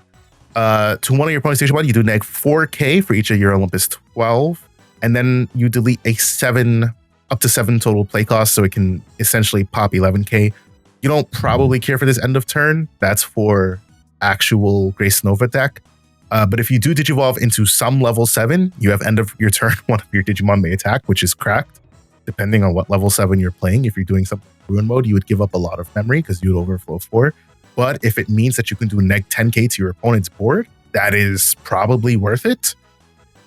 In talking about that, we can go over GraceNova here real quick, who is unfortunately still locals level because they don't have the same game plan as Galaxy. They want to play the Diana and the Apollo to get into the GraceNovamon. But as a matter of fact, I would say locals level, but I forgot that we are getting a new Dianamon. And I don't know if we'll get into Apollomon because we got the promo, but regardless, it is BT22 waiting room because new support means things could change. I don't think it's enough personally, but you never know. You never know.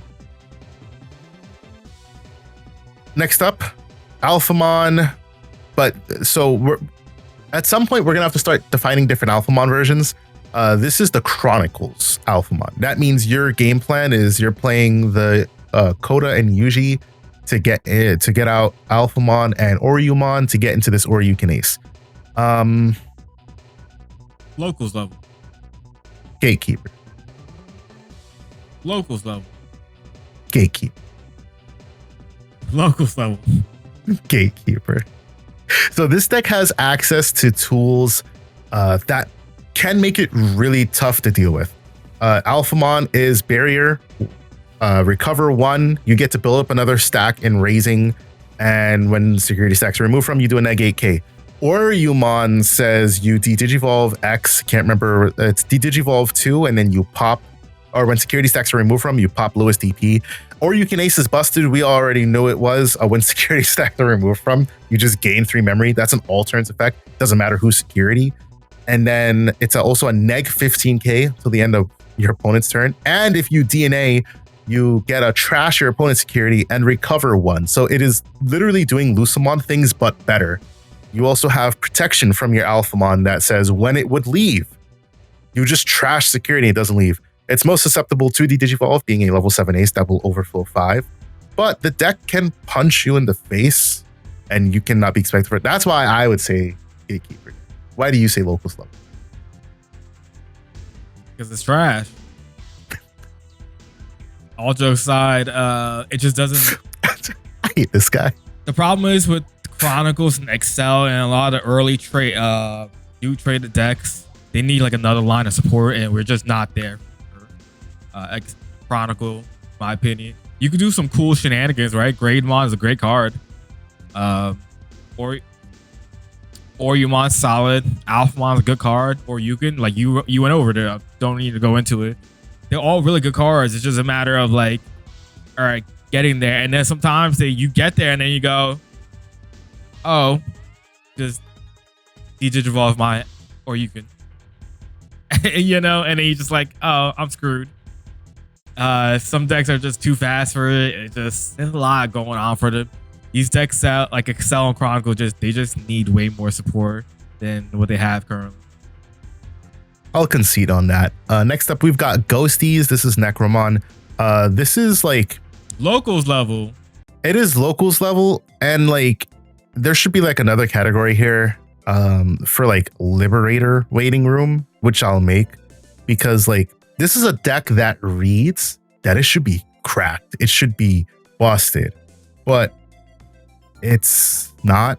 And you can chalk that. I mean, this has like good support cards already, because you have, it's not like you don't have ghost stuff and whatnot. The only problem is like you don't have enough good ones. There isn't enough good recursion, and probably one of the biggest problems with it is you got this 8-cost option that sucks complete donkey dick after they eroded it to say that you can only do, you have to return like specific levels you can't return up to. And because you can play stuff out, you don't, even though you play stuff out, I mean, you don't have rush. So it doesn't matter what you play out. They don't have an ace card, so there's like no benefit to like doing the thing. This is straight up like a Liberator waiting room deck, because in my opinion, the deck is like it's on the precipice of being like, oh wow, this is really good, but it needs not Tamers. I think the Tamers are awesome. It just needs another line. It needs an auxiliary level 6 metal. Is it Metal Phantom? No, Reapermon. Is it? Yeah, Reapermon is that's good. Secondary 6, yeah. But like Cool card, again, yeah. It's not good enough. So we'll see what comes out for Liberator. That's just a straight up Liberator waiting room deck. Now this is the undisputed #1 best deck in format. It is the meta defining deck. It is the deck that you play around because everybody's afraid of this deck. Raw Knights. Everybody was so afraid of this deck. Everybody started playing Floodgates in their deck. Everybody started thinking, how can I beat Raw Knights? I literally remember a post that was like, man, Raw Knights is like so unbeatable. Like, how do I beat it? Raw Knights is a very tough deck to go up against. And let me tell you something. First of all, as a Raw Knights enjoyer, after formats, months, even a year and a half of watching this deck be not even locals level, just being trash, I am glad to see it here. But when I say that I chose not to play this deck because I didn't want to play against Floodgates, like it's the deck to beat. It is capable of doing anything you want to do. Omni X enables this deck like no other card does. Now, Omnimon is obviously a very big bad because if you don't game plan for the Omnimon, OmniX is just going to come down off the top rope, pin you 1, 2, 3. That's it. You just won the titles. You know what I mean? Cool Boy, very good support card. You've got more search in the deck, and we're getting more support in this because of BT22. None of that stops this deck from being just the deck to beat. So the best counterplay to this is probably Sakuyamon, because Volder Arm can shut off your on plays. They can also be faster than you. Their big thing is, though, unless they have jamming, which they don't play the jamming plugin, they'll just die. But they don't swing generally anyways. They're waiting to get into Volder Arm so that they can swing at you for 15k on like 4 checks or something like that. I can't remember what the exact combo is. Magnamon will almost always die to your security, but they also have rush. So you just got to rely on blocking them. But with that in mind, the reason why those 4 decks are on top of the meta define is because they have the best chances of beating Royal Knight. Yep, straight up. Purple Hybrid can just go burn, don't care what Royal Knights has going on. And same with Imperial. They get like double Davis Ken, they just keep going, keep going. Pop the F off. Obviously, Omnimon play is a thing that can slow them down, but I mean, if they have it, they have it. I've got partition, baby. Yeah. So yeah, Royal Knights, it's the undisputed best deck in the format. Next up, we've got Zafagomon, who's just going to go straight here into Liberator Waiting Room. Mans keeps getting support. Mans keeps sucking ass, but I guarantee you that he is going to get the Gallantmon treat. Straight up, he is going to be just like Ryugumon. And if you're complaining that Ryugumon got a level 7 before Zafagomon, it's better that way. Why should the protagonist be the one to get the level 7 first? Let's buff up some of these support characters because they're great, right? Valid. I know Dan's not complaining because he's a fish supporter out here. But let Shoto suffer a bit. He's got to show some resolve before he gets that Zafagomon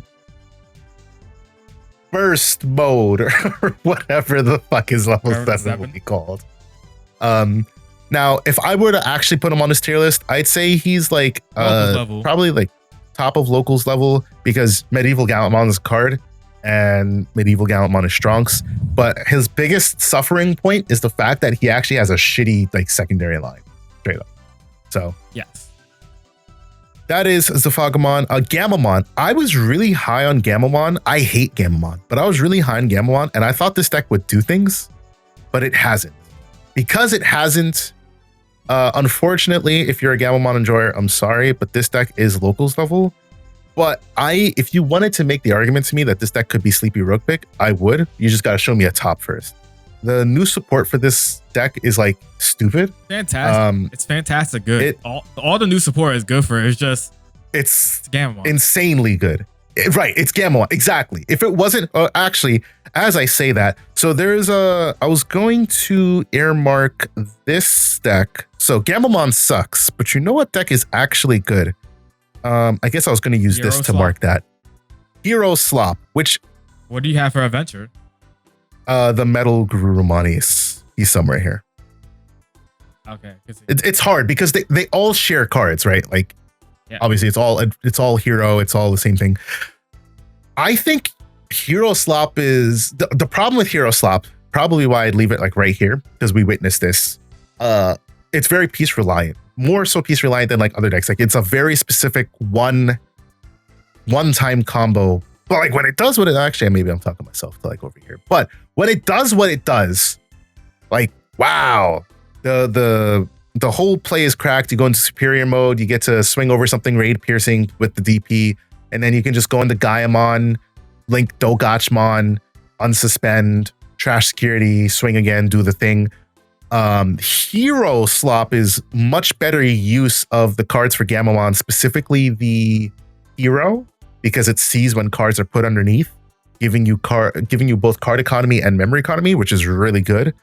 So as much as I would like to vouch for you Gamamon players, it's locals level, but Hero Slop, it's a sleepy rogue deck. What do you think? Good deck. Definitely good deck. Sleepy rogue deck, you agree? Yeah. I would say it would be meta contender if if it wasn't so inconsistent. Maybe if they get like an in archetype like hero boost, it could be better, but without that. Medusamon, it's a Liberator waiting room deck. If I were to put this somewhere, it would be locals level. This needs more Dragonkin support. I thought we had more, but we don't. Surprisingly, this needs a wait. Medusamon, cracked. I think once this gets good Dragonkin, good Liberator support, deck is insanely good.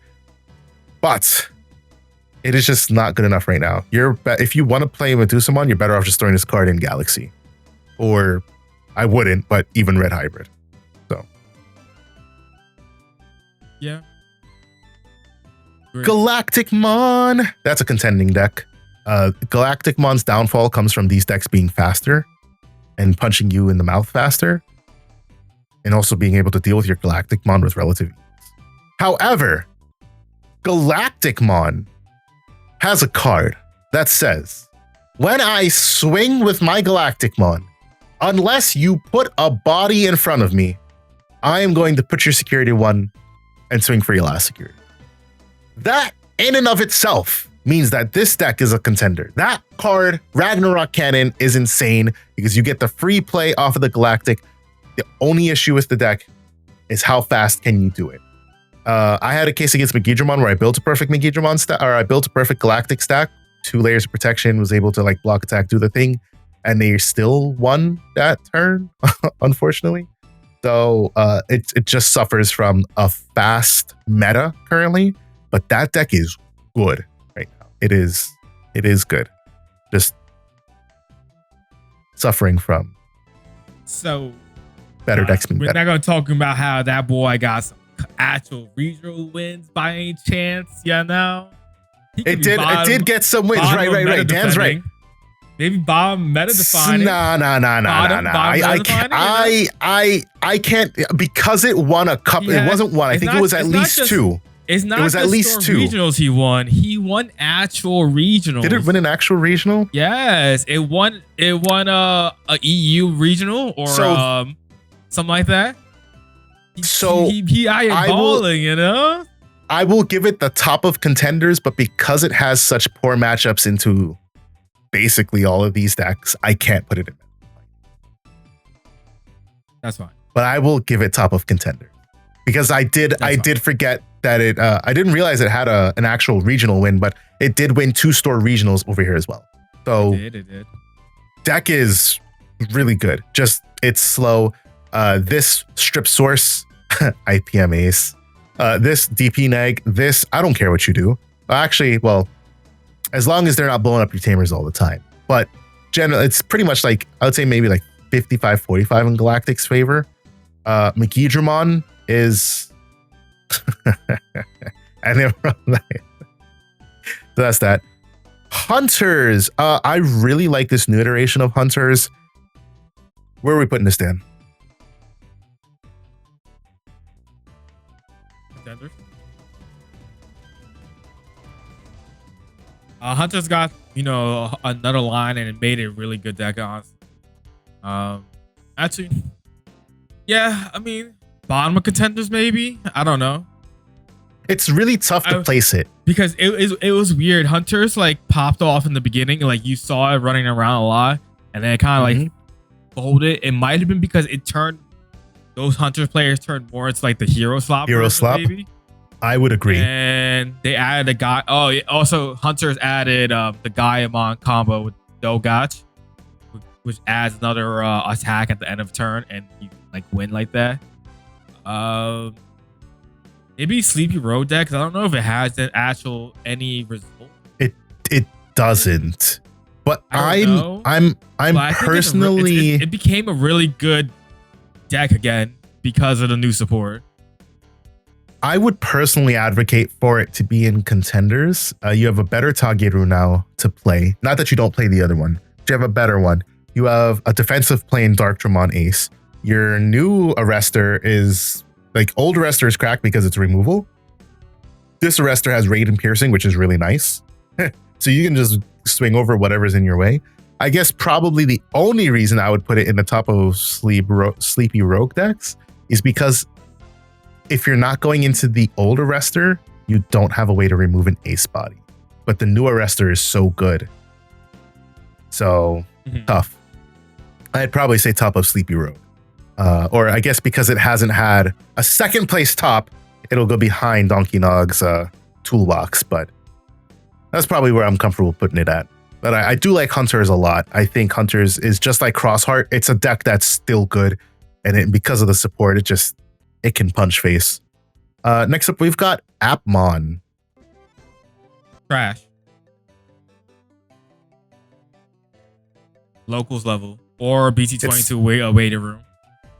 Okay, so we can put it there. However, I don't think that support helps the deck that much personally. It's Appmon support, which means it is support, but it's a different style of deck. Now, if you're playing just Appmon deck, that's a different story. But if you're trying to play specifically Globemon Gaiamon, you get a little bit of things that help, but nothing that helps your game plan that much, in my opinion. Not right now, at least. Once we get more Appmon stuff and we see how everything starts to connect more, it's a little bit different. But hey, Appmon's, they got the promo Tweemon. They get to do their link draw stuff. card. They can add another draw one. Oh, baby. Yeah. Doesn't do anything, in my opinion, but no, it doesn't. So I like Appmon a lot, but it does need it needs an edge. Next up, we've got Omnizwort representing Ace decks. Now,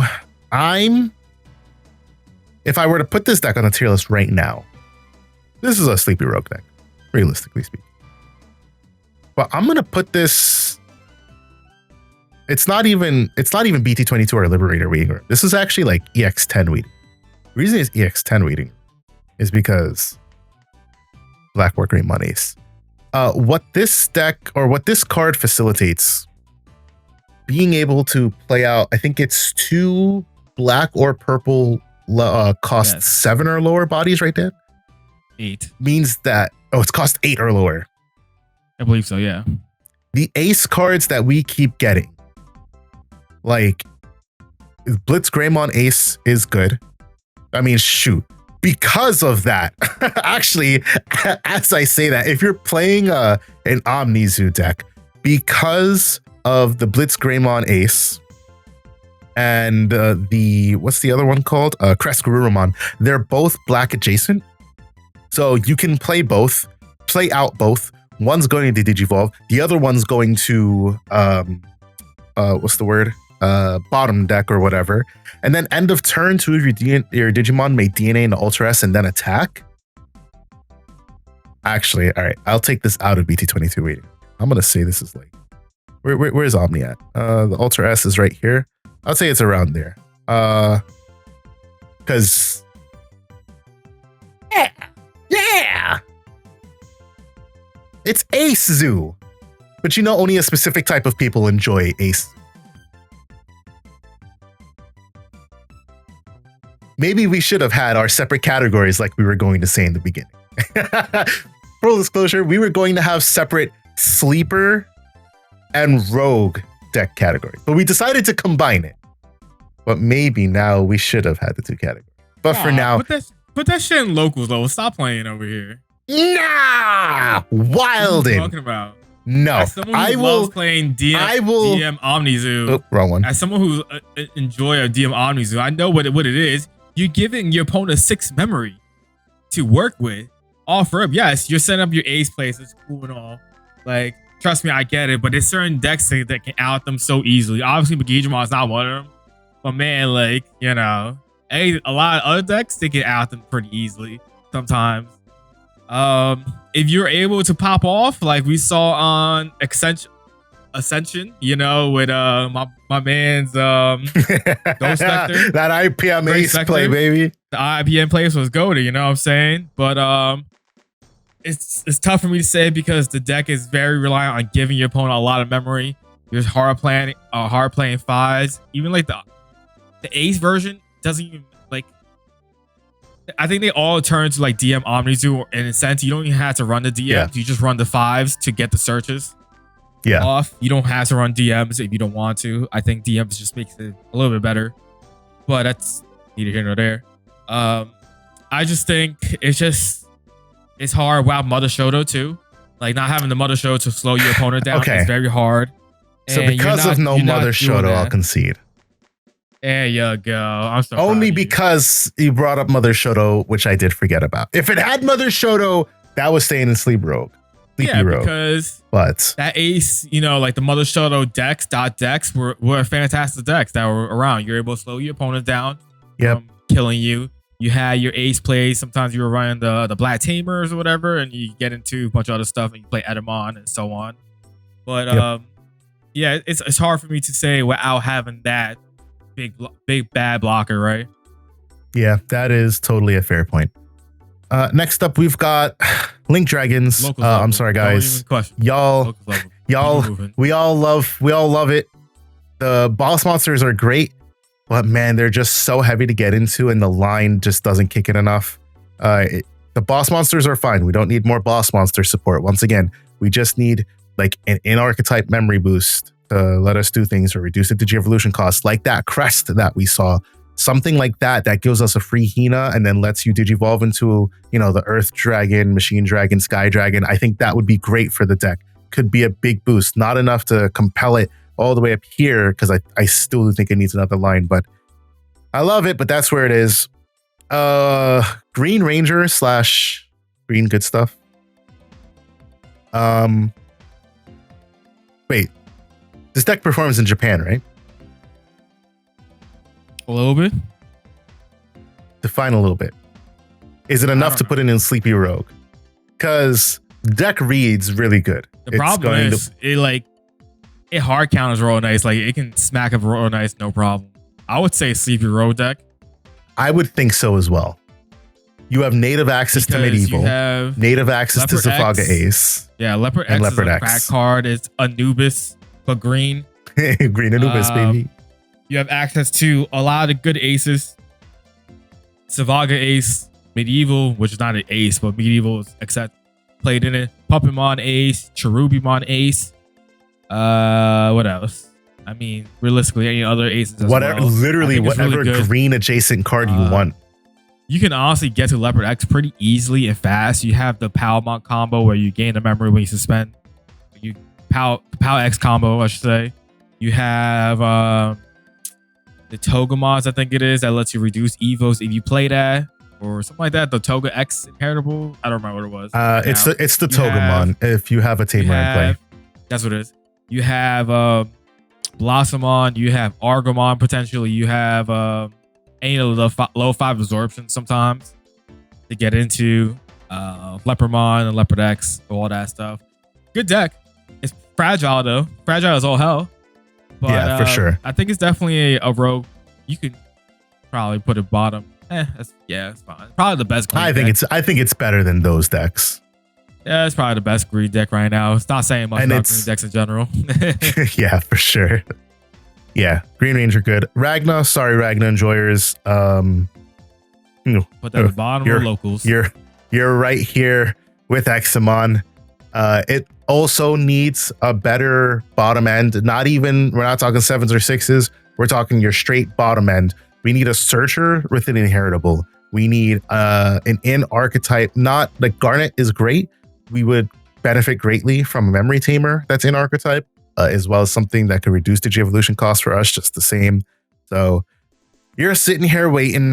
Mastimon, your BT22 waiting room. I'll be honest though, I don't think that really helps you at all. However, you are BT22 waiting room. I think that Mirai helps him a lot. It's just Mastimon's ass, regardless.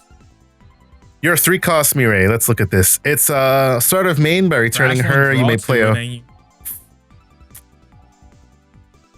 you play your 4 or 5 Mirai, cost Mirai for free. For 3, essentially. And it's a trash one, draw 2. Fantastic card. It's another piece that you have to play in the deck. And it's not like we needed more pieces to play in the deck. You know what I mean? Like Mastimon, the promo Mastimon is great. The Andromon and Lady Devies, like those are all great. None of those are the problem. The problem is it has such a shitty low end. This Garurumon is your searcher on play when Digivolving, which is nice. But you still have to play this starter deck Garurumon. And for what, son? For what? Where the hell is it? This is a 3-cost Digivolve that the only reason you still play this is because you're still pulling 2 cards to hand. It's going to Digivolve reducing cost and end of turn do your DNA. We need a better low end for Mastimon to justify anything that Mastimon wants to do. Because these Mireis, man. Sure. So regardless, your BT22 waiting room, whether that Mirei helps you or not, to be seen. Dominimon, this represents of Yellow Vaccine Angels, which this deck is like fallen off. I haven't seen much of this deck at all, but like, yes, personally, this deck is really good. Sleepy Rogue deck right now. It counters some of the top. It actually counters some. It does. Decks. Like it's just Meguidramon, so many other cool. decks that can like pop off with it on it. So like the big thing here is like looking at meta defining. Meguidramon, Dominimon protects you from whatever Meguidramon wants, and it's not once per turn, which is cool. Plus you have all the ace bait plays, right? So all you the can ace stop bait. there, Meguidramon from doing whatever. Purple hybrid, you will fall susceptible to purple hybrid because you just end up playing so many bodies, and they can delete stuff. But you do have protection. You change their color, you change their colors, and it stops their ace plays, and then you just keep swinging to security. Oh, you gonna protect yourself? Great. You're thinking about like this for like purple hybrid because they're gonna choose to protect their stuff. It's like doing 2 checks every time you swing with it. Right, exactly. Sakuya, DP Neg, gets around your protection. Imperial, they're gonna strip your aces that you're using to Digivolve with. Therefore, you're going to give them free memory. Royal Knights is the only deck, well, plus Meguidramon, so I'll agree, Dan. Sleepy Rogue. I played against Royal Knight, or I played against Vaccine when I was playing Royal Knights. It was very tough because once they put Dominimon on board, good luck dealing with the board. You have to play fucking chess to try to get rid of bodies and not to get your shit removed. Especially because OmniX is the same problem as Meguidramon. When you do your OmniX play, because it says delete all others, Dominimon's 1 instance of protection can protect all of your Digimon. So yeah, for sure. It becomes really tough.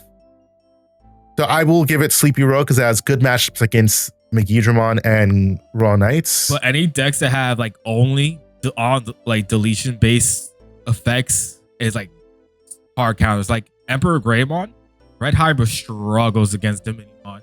The moment Dominimon is on board, scoop it up. Because you're never dealing with Dominimon and Red Hybrid. Yeah, no, never. Same with like some other decks. Like Leviamon, it's kind of hard for them to deal with it. Actually, no. Is on deletion effects. No, actually, Leviamon is better, right? Because they'll just keep trashing their security. And I was like, all right, cool. Thanks. Eventually, I'm just going to be able to swing through your board. But I'm saying it's hard for them to deal with the bodies on board. Yeah, it is harder. But I mean, hey, we've got a delete a level 2, 3, or 3, 4, 5, 6, 7 with Levia X and 7th Light. Sure. So it's less tough. But I agree. It's definitely, it has its deficiencies too. This deck, Galaxy. They play Invisimon. They're going to do Digivolve your Dominion. So yeah, actually, I can see why the deck hasn't been played as much. But if you're a yellow hybrid, if you're a yellow vaccine angel enjoyer, deck is still good. Don't let that scare you away from playing it. DoruGoramon, BT22 waiting room. We're getting new support that is absolutely good for the deck. Finally, some much better low end pieces. Again, another deck that did not need a new top end, just needed a better low end. We do get a new level 6 that, Dan, are we going to play that new level 6 in DoruGoramon? Not even a question. Hell yeah, we are. I don't know. Is it more important than EX6? I don't remember. No, but you alliance. You have alliance on that thing. Oh, it's alliance? Yeah, it's pretty tough there. Yeah, that's pretty tough there. Great, it's fantastic. New Imperialmon is solid, gives protection against DP Neg and whatever else it does as well. New Kurisari lets you play out more erratas for you, which is fantastic. Karamon's a great searcher. DoruGoramon gains tokens plus you do alliance, and then you can do something else. I'll look it up real quick. It's a great card. It's honestly it's going to be like a I don't know, a 3-3-3 split, some shit. It's something crazy. Yeah, it's like, tough because you want to run the aces. you still want EX6, and now you've got this new one with the Alliance that generates a token. Plus Ace equals like board clearing your opponent. So it's Alliance. When Digivolve and when attacking, you may play a token, and then all turns, once per turn, when any of your other Digimon with the unidentified trait are played, delete one of your opponent's Digimon with the lowest play cost. So that plus your opponent plus Ace on your opponent's turn, you're deleting a lot of stuff on board. It's pretty good, honestly. Fantastic. Right. Yeah, I think it's gonna be back. I wish we got a new Armageddon with the deck as well, but I think the new support is enough for it to be like relevant again. I saw what you did. Yeah, personally, I think Gatekeeper for Millenniummon. Yeah, I did take out Gatekeeper. Locals yes, level. I did. That's rude. Yes, I did. But that's fine. You didn't give me my Gatekeeper deck. Yeah, I think once we get that support, it's definitely going to be a contending deck. I don't know where, but definitely a contending deck. We've got 7 Great Demon Lords. Where's this at? Sleepy Rogue deck. It's hard to say because like some of the top tier decks, like the Meta Defining, for example, Magnamon can like bum rush it. Purple Hybrid, you can bum rush, and then you go, all right, I'm gonna keep milling you too and mill you out. Sakuyamon, probably a little hard, maybe I would say, depending on the situation. In Imperial, it depends on the situation. I think it's very like pilot oriented. I don't know how well it's been doing in tournaments really, because I know Peter's so this would have been a rogue deck, and it hasn't been like doing too much. I know he has been doing like up and down with it. And then some of the other decks, you just auto win sometimes, just because the nature of the deck. It's tough. It's tough to say where it's at. I don't know if that's like contenders, but it's definitely minimal sleepy. It's definitely sleepy rogue. Rogue decks. I think it's good enough to top, but I don't think it's good enough to win anymore. Not until we see what comes in EX10 and what that new support does for the deck. Because currently the deck doesn't have like any ace cards, for example. Not that you necessarily want ace cards, right. But like Peter's talking about that new Beelzemon for 7 Great Demon Lords, and I can definitely see why, because that new Beelzemon is really good. I think that's your first form of, well, no, because Creepymon does level based deletion, but you know, we'll see. Centralmon, listen, I know there's a new Kaguyamon. However, it's not enough to make this deck good right now. I think this deck. Did you put Kaguyamon and Central separate? Yes. That's all one deck. Ain't nothing separate about that shit. I think Kaguyamon has legs on its own. Yeah, you put Kaguya as the main and you put Senjo as the back because that's where she deserves to be. Her way of trash self. What are we talking about here? Senjo on his own, dog shit, trash, irrelevant. Put a Liberated waiting room if you need to, or BT22 waiting room.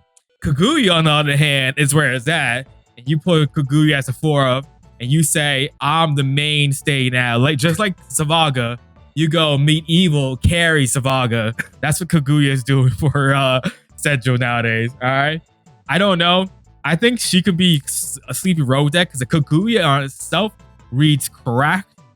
And then, you know, you have everything else that's going on with the Central. You can, you know, pop tokens, overclock, all that good stuff. The whole Kaguya line, I think, is fantastic. And it just adds to it. And I swear to God, this is what you do. This is what you do, Central players. You take everything in EX9 that's for Kaguya, 4 whatever the 5 is, 4 of the 4, and then 4 of the 3, and then you sprinkle in Central's stuff, whatever is actually good in Central, as the backup. That's all that matters. You know what I'm saying? And then you go from there. And I think it will work fine with it, just the way it is. You can put Rumo as top end because you do a whole bunch of negs on board and stuff like that as your level 7 if you need to. I guess technically you go into Volder Arm because Volder Arm you just Evo for free, not free, but you know. I don't understand why his effect was not. I don't understand why Volder Arm's effect was not behind a DNA effect, but it's neither here nor there.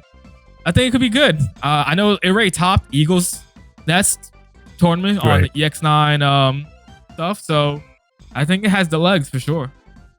So yeah, that's why I put them as 2 separate decks, because Central, like a Central focused deck, I'm sorry, it's not where it needs to be just yet. I know we're getting new stuff in BT22, but Central will get more than that. So, I mean, I guess it would go here by virtue of getting Sword in BT22, but I can guarantee you, like, that's not enough. Let me rephrase that support. That BT22 Central support is Kaguya support, all right?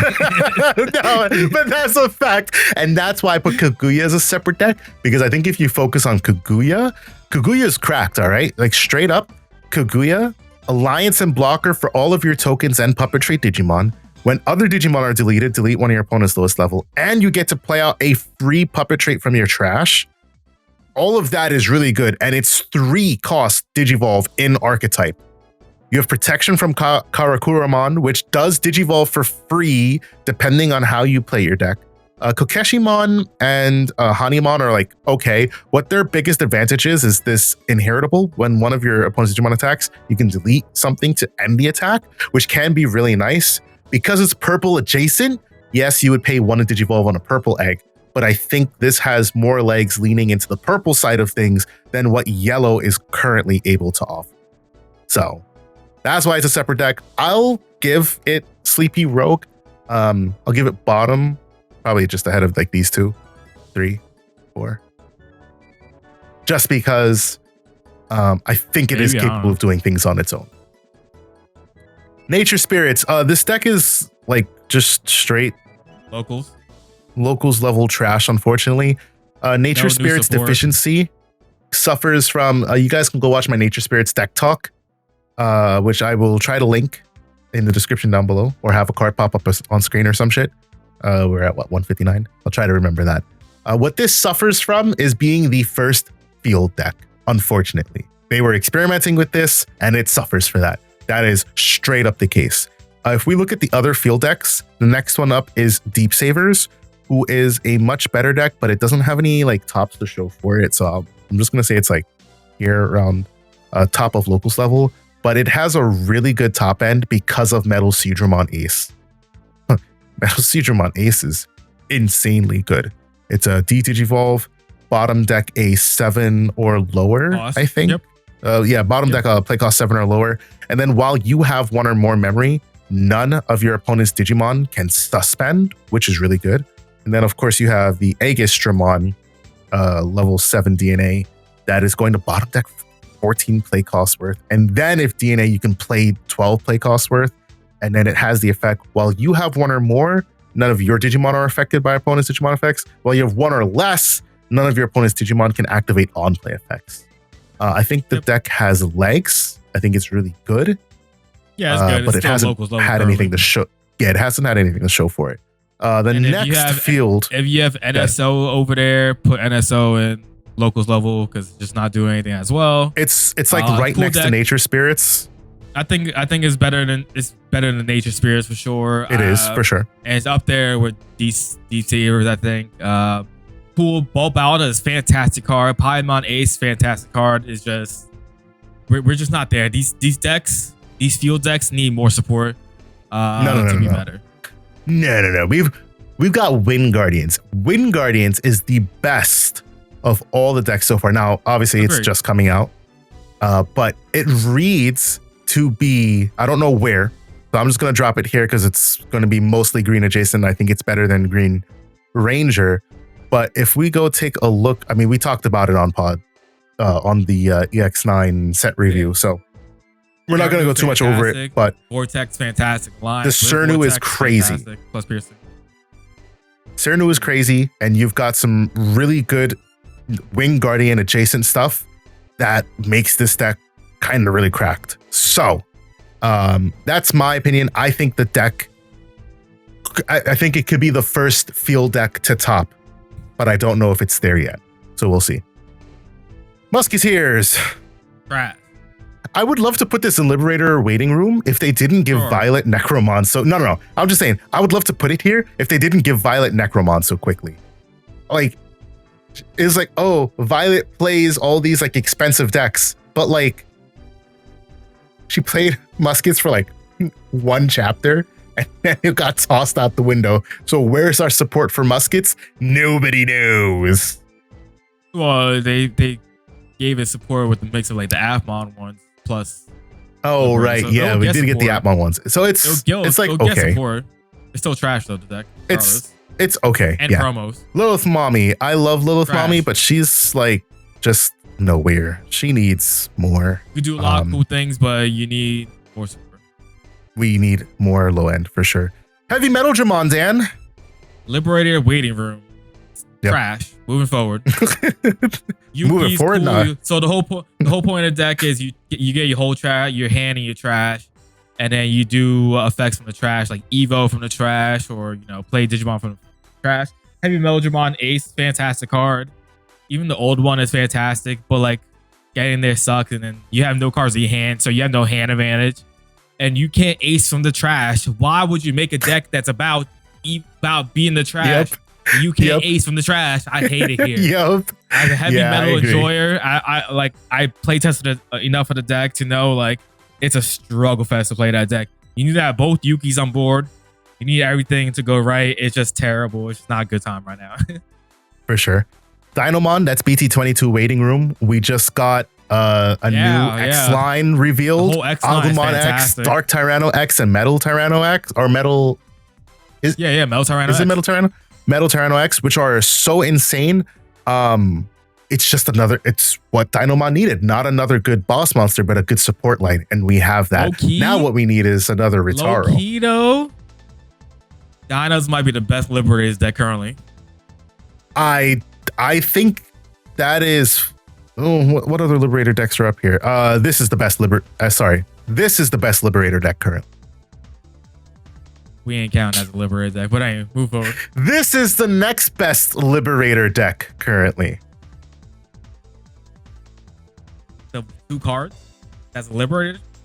It's a Liberator deck. I ain't counting as a Liberator deck. I'm talking about like from Liberators. This is the best Liberator deck. Oh shit! You know what? You got me now. I forgot about the last 15 Liberator. Yeah, you're right. Never mind. We do have 3 good Liberator decks. Spoiler: they are all decks that have come out before and then got support cards through Liberator. But for all intents and purposes, Liberator on its own, well, no, because this still plays some old support cards, just a little bit though, not too much. I would say it's going to trade blows with Ryugumon because I think Arimon is cracked. Well, no. Let's rephrase. Currently, Dino is like okay. Better ones, but once 22 comes out, Ryugu comes. Arimon new Bay, she's up there as better defining. You know what I'm saying? Like it's over. Like Yao is about to be the queen of Liberator. Yeah, Dinomon's really good. That's straight BT22 waiting room. Really good cards coming out. We've got Ice Snow. That is Liberator waiting room. This is what her name is Suzune. She's from the novel, the Debug team. Scottymon is really good. Hexaball is obviously cracked, but the line leaves a lot to be desired, especially because there's no protection. If it had protection, which I'm not saying it needs protection, but I'm just saying if it had protection, it would be more cracked because putting Hexaball on board. But because your opponent can just delete Hexaball, there's like kind of no repercussion for playing the deck. So it's just Liberator waiting room. Justimon enjoyers, I'm sorry. Our deck is locals level. That game plan is so incohesive. It's so inconsistent.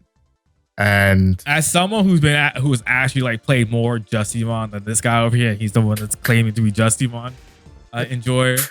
This deck sucks so badly right now for the sense that the very first wave of support of Justimon does not work at all with the new stuff. And like that new line is so trash. Like the new Monodramon's trash, the Strike-Dramon's trash, the Cyber-Dramon's whatever, Justimon's trash. Like all that is so irrelevant.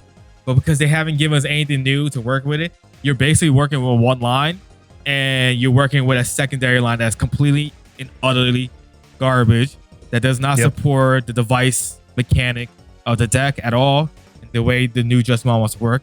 Honestly, it can be there. The cool thing about it, you can OTK with the deck from 5 security. It's very possible. The problem is that the deck is so inconsistent with the way it works, so it's just hard to do it. Yep, for sure.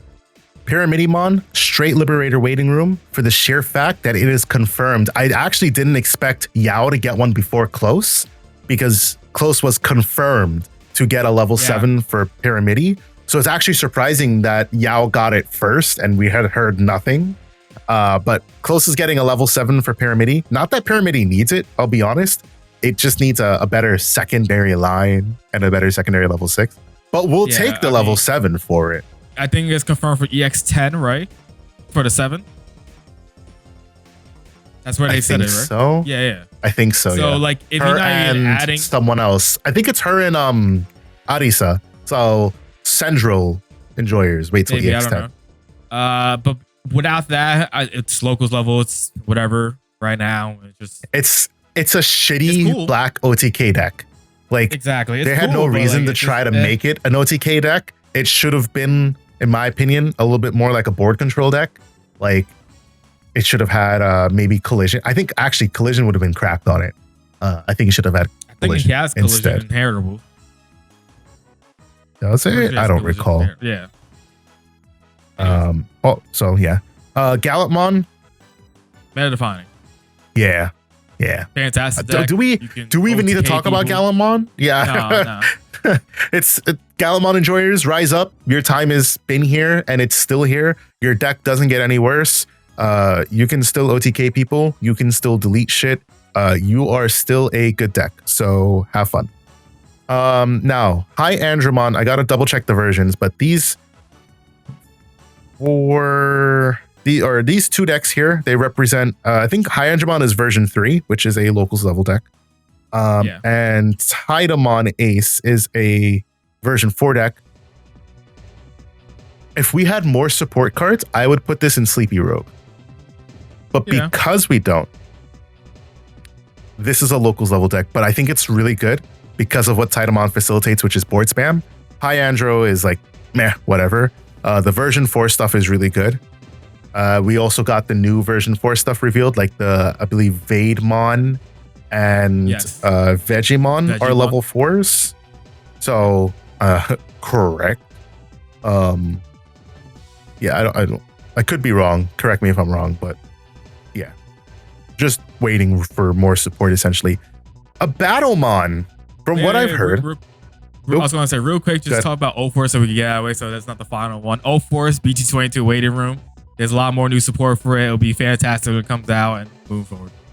Give me a Battlemon. I've heard that this deck is slow. Really cool. Yes. But if you get there, boy, oh boy, I think it's, for now, I think we could put a Sleepy Road deck. I don't know. Yeah. So when you get a Battlemon core out, I think it's correct. It has 5 million keywords on there. You can like do 2 checks, unsuspend 2 checks, I believe, or something like that. You can do a lot of shenanigans. You're doing a lot of chip damage early on with the Examon stuff. Analog Utes helps speed up the deck a little bit. If you're playing that version, you can do a lot of cool things. Collision Piercing Sec +1 reboot blocker that gets to move out by return when one of your opponent's Digimon attacks by returning 4 Negamon from your trash or your Digimon's Digi-Evolution cards to the bottom of the Digi-Egg deck.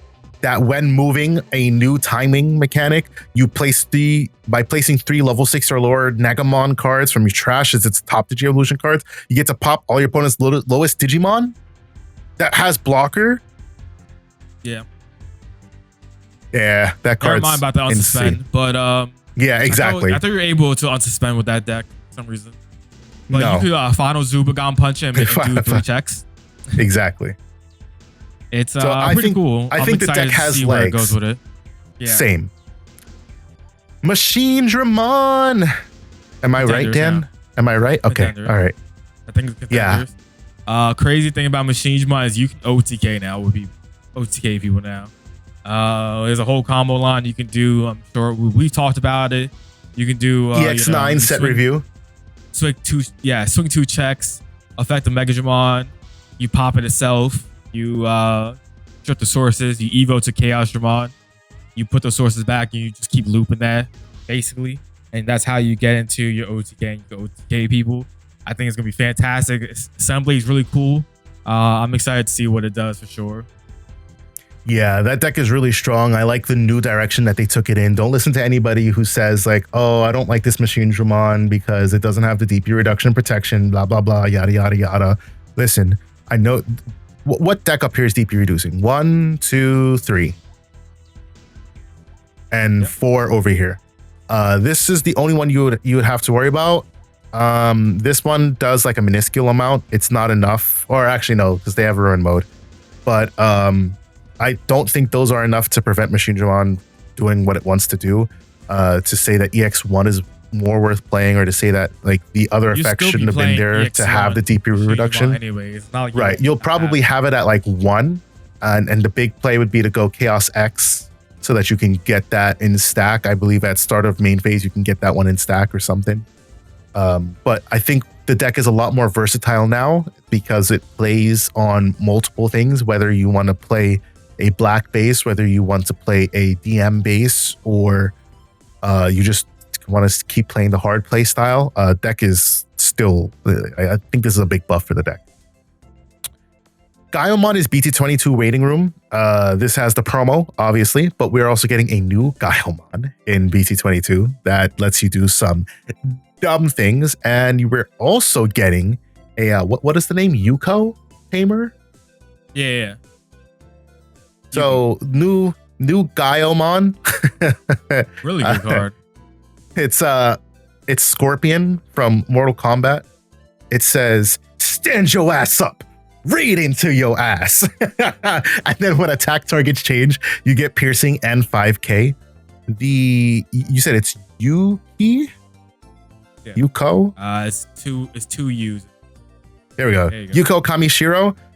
When attack targets change by suspending his tamer, for the turn, your opponent's Digimon effects don't affect one of your Digimon with Greymon in name or CS trait. And he gains 3k DP. That's all turns. Which is really good off of this promo Gallantmon that says, until the end of your opponent's turn, start of main phase, one of their Digimon attacks. When attack targets change, trash your opponent's top security. This has blocker, will gain to 3k, and is still really good with Yuya, who says Memory Tamer. When one of your Digimon Digivolves, suspend, gain 2k, and until the end of the turn. Oh, if it Digivolve from same level. So if you do like the, what's it called? Greymon to Grey X.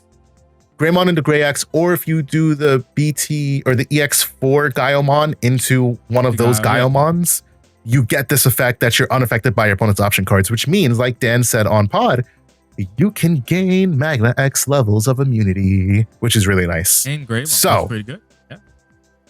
Yeah, this deck is definitely BT22 waiting room. Super excited to finally see a Gallantmon tribal deck that we haven't seen ever, because before it was with black or gray, and now we can actually just play Gallantmon. I'm gonna leave this one for last. We're just gonna go over Greymon. Adventure for last? Yes. Greymon tribal, Why? Greymon. You'll see. Greymon tribal, Greymon OTK. I guess it's also BT22 waiting room because of that stuff. You can play it in here. And also, well, I mean, I guess you don't play any of the What do you mean other BT22? stuff. EX9, this is what matters. What are you talking about? No. Because you get the Yuko, Dan. Who cares about that? No. It doesn't matter. Okay. All right, fine. Where do you want it? Okay. All right. And so where is it? Put him in Sleepy Road deck for now. We can't let people know just yet how cracked it's gonna be. Okay. We're talking about all Greymon variants, so Black Hole Greymon, War Greymon, whatever you want to go into. Alterous mode basically gives you free evos, which is beautiful. So think about this. Think about in your in your head, Varney. Imagine a board state of a tie and a BT14 Agumon in the raising with 3 memory or 2 memory, doesn't matter. 2 memory. You raise your Agumon. You raise your Agumon. All right, Agumon. Affect the Agu. Evo to Greymon for free. Greymon for free. Okay. Yeah. Specifically the EX1 Greymon, right? EX1 Greymon. All right, gotcha. Then you go the BT11 Greymon X for free. BT11 Greymon X, the one of, so Miracle Draw. Gotcha. Metal Greymon for 1 cost. You go to whatever Metal Greymon you want for 1 cost. 1 cost, doesn't matter. Metal Greymon. All right, so Peace Reliant deck. Okay. Yeah, you go into your Alterous for 1 or something like that. Alterous for 1. Okay. All right. You swing with your Alterous. You go swing with Alterous. Makes sense. Of EX1 Greymon. You play out tie. Effect the Alterous. Play out a 3 cost or less tie. Gotcha. Evo into your War Greymon, your Black War Greymon, your Black War Greymon X. It doesn't matter. Evo on the Greymon. Okay. All right. Whatever one you want for free. All that I just said for basically 2 memory. fantastic. Okay. That's all we ever wanted. Obviously, Gotcha. obviously the problem is there's a huge hiccup in there. The Greymon X is limited to 1. So, you know, you got an Evo, you're gonna have to have probably like a Mem boost on board to do that full combo, which is fine. In today's world, Magnamon has a whole bunch of Mem boosts on board, you know what I'm saying? And so that part doesn't, it's the only downside is that part. But if you get that combo for 2 memory, you go from a rookie to 6, it's fantastic. If you have, you know, Omni X on board, if you have Omni X or something, you go Omni X afterwards, something, I don't know. You could do a lot more. The OTK version is even cracked if you think about it, because you can just raise from the rookie. If you have your cool boy and everything set up, you just do all that too. If you think about it, because you just swing with ultras, go to War Greymon, Secret War Greymon, you get second attack +1. If you have all the second attack +1s you need for whatever reason, 4 checks. Mind you have X antibody underneath it. You're not using X antibody yet. You go X antibody, go Omni X game. You know what I'm saying? Like OTK War Greymon is definitely back now in that version. I don't think I'm coping. I think it's legit. Like that's all we ever wanted, was be able to free Evo like everybody else, like reduce our Evos again. And so I think it's legit thing back. Okay. All right. What about Melga, Dan? Can you say the same thing for Melga? Is it right next to you? I hate it. I hate that you can, because you can do the same shit. Like you do the same thing with the Sag. The Sagittarius does the same thing. You do the same nonsense combos as well. Even worse is because you're good. Like you still have a good Guru X in that you can still do stupid swinging shenanigans. Go into the Sagittarius, have X antibody underneath, swing, drop the mat, digivolve into a Metal Garurumon for free, which you have a absolutely busted BT15 Metal Garurumon now. That is going to get you 2 more swings, because I think it. Which Metal Garurumon? Does it? The BT15 one. I don't recall if it unsuspends on Digivolve. I think that's just the stun effect. It unsuspends, I believe. Yeah. So you're gonna be able to get 2 more swings in. No, it does. It doesn't unsuspend. It's when it becomes suspended. So if you go into this, you won't be able to unsuspend. You would have to swing at this, but that's fine. You get to lock down 3 of your opponent's Digimon and Tamers, which is cracked. And then you can just go into the absolutely insane still BT9 Melga to unsuspend, gain blocker, and then still end game on the Omni X. Even, so yeah, we do hate it out here. Like honestly, the EX1 might be the play again, because there's a lot of on deletion stuff going on in the world. And you get to gain memory for every 4 cards in your opponent's hand. Deck their on deletion Digimon, so Magnamon gets like bottom decked or whatever. You're not gonna be Magnamon not gonna be on board when you're doing your combo, but if they have Ralex that does their effect, that will make them have the on deletion. Sometimes you can bottom deck that, I believe, right? Yep. If they were to leave that on board, just saying, like just thinking out loud about it, you could do some stuff with it. Yeah. And our last deck, Adventure. So, the reason this deck is last is because this deck has 1 top for the entire format, but the top was a win. It was a win. Yeah. It was a regional win by none other than Alexander Pham, otherwise known as Huang Zero. He's the only person to have done it. And because he showed that a starter deck can go all the way to the top, I would love to gas everybody up and say that this is a meta-defining deck. But I'm just going to say it's a top of 10. Ironically, after that win, JP started seeing a lot more adventure wins. I'm not saying it's meta-defining. I'm just saying like it's just ironic how that happened. I think it's tough, right? Because if he's the only one that's done it, he's the only person with the top, and it just happens to be a regional win, a 256-man regional win at that as well. Wasn't just in a person regional. At that. Yeah. I think I've always thought the adventure deck is very strong and definitely should be in the contenders. It's just no one has done anything with it for whatever reason. I think it leads to people who didn't want to take the time to learn the deck because there's so many pieces. There's a lot of different builds. But a good thing about it is that like you can build a different way, however you like it, and it's still really good. Like he focused, I don't even know. He focused on like the 5s being like board disruptors. Well, so he He got he got rid of the Angemon and he went for the crazy to me. The Mega Kabuteri for the disruption, like you said, and the Lilymon, you go War Greymon base and like have the more War Grey plus the promo War Grey that gives you second attack +1 and all that stuff. You go Melga heavier, which is more board spammy and probably which is what he did. Which is crazy because you would think like it's funny because you say that, but it was only 2 Melga and like 1 War Grey. I believe. It was 3. It was 3 Melga and 1 War Grey. Okay. Yeah, which is crazy because protection from War Grey, but no, he said fuck that. Give me my bodies. But people were doing that even prior to him. That they were doing like 4 Melgas and that's it, whatever. So it's a cool deck, and we just keep getting new support. EX9 got new support, so Alterus in the Sagittarius mode works for the deck. You can make a adventure deck that's focused on Greymon and Garurumon, and then build into the Alterus, which is pretty cool. Yep. We talked about that before, but not in detail. You can add the Blitz Gray plus Crest Guru to the deck if you want to. You can do a lot of cool things with it. Matt, the Atai and Matt works for the deck as well because they're also adventure traded. Pretty cool. You can do a lot of cool things with adventure. It's cool to see where it goes. I would say it's a contender. It's a contender. I'm gonna say only because Galactic has more tops. It's like right behind Galactic, but because it was like an out of the blue, straight, like not even kidding you, two starter decks mashed together, and then I think it was like 2 or 3. Hold on, look at the list. It was 2 Skull Greymons and 2 Secret Ties. In other words, you build this deck for the price of 2 starter decks, 2 rares, I think, and 2 secrets. So let's say just less than $100, and he went and he topped.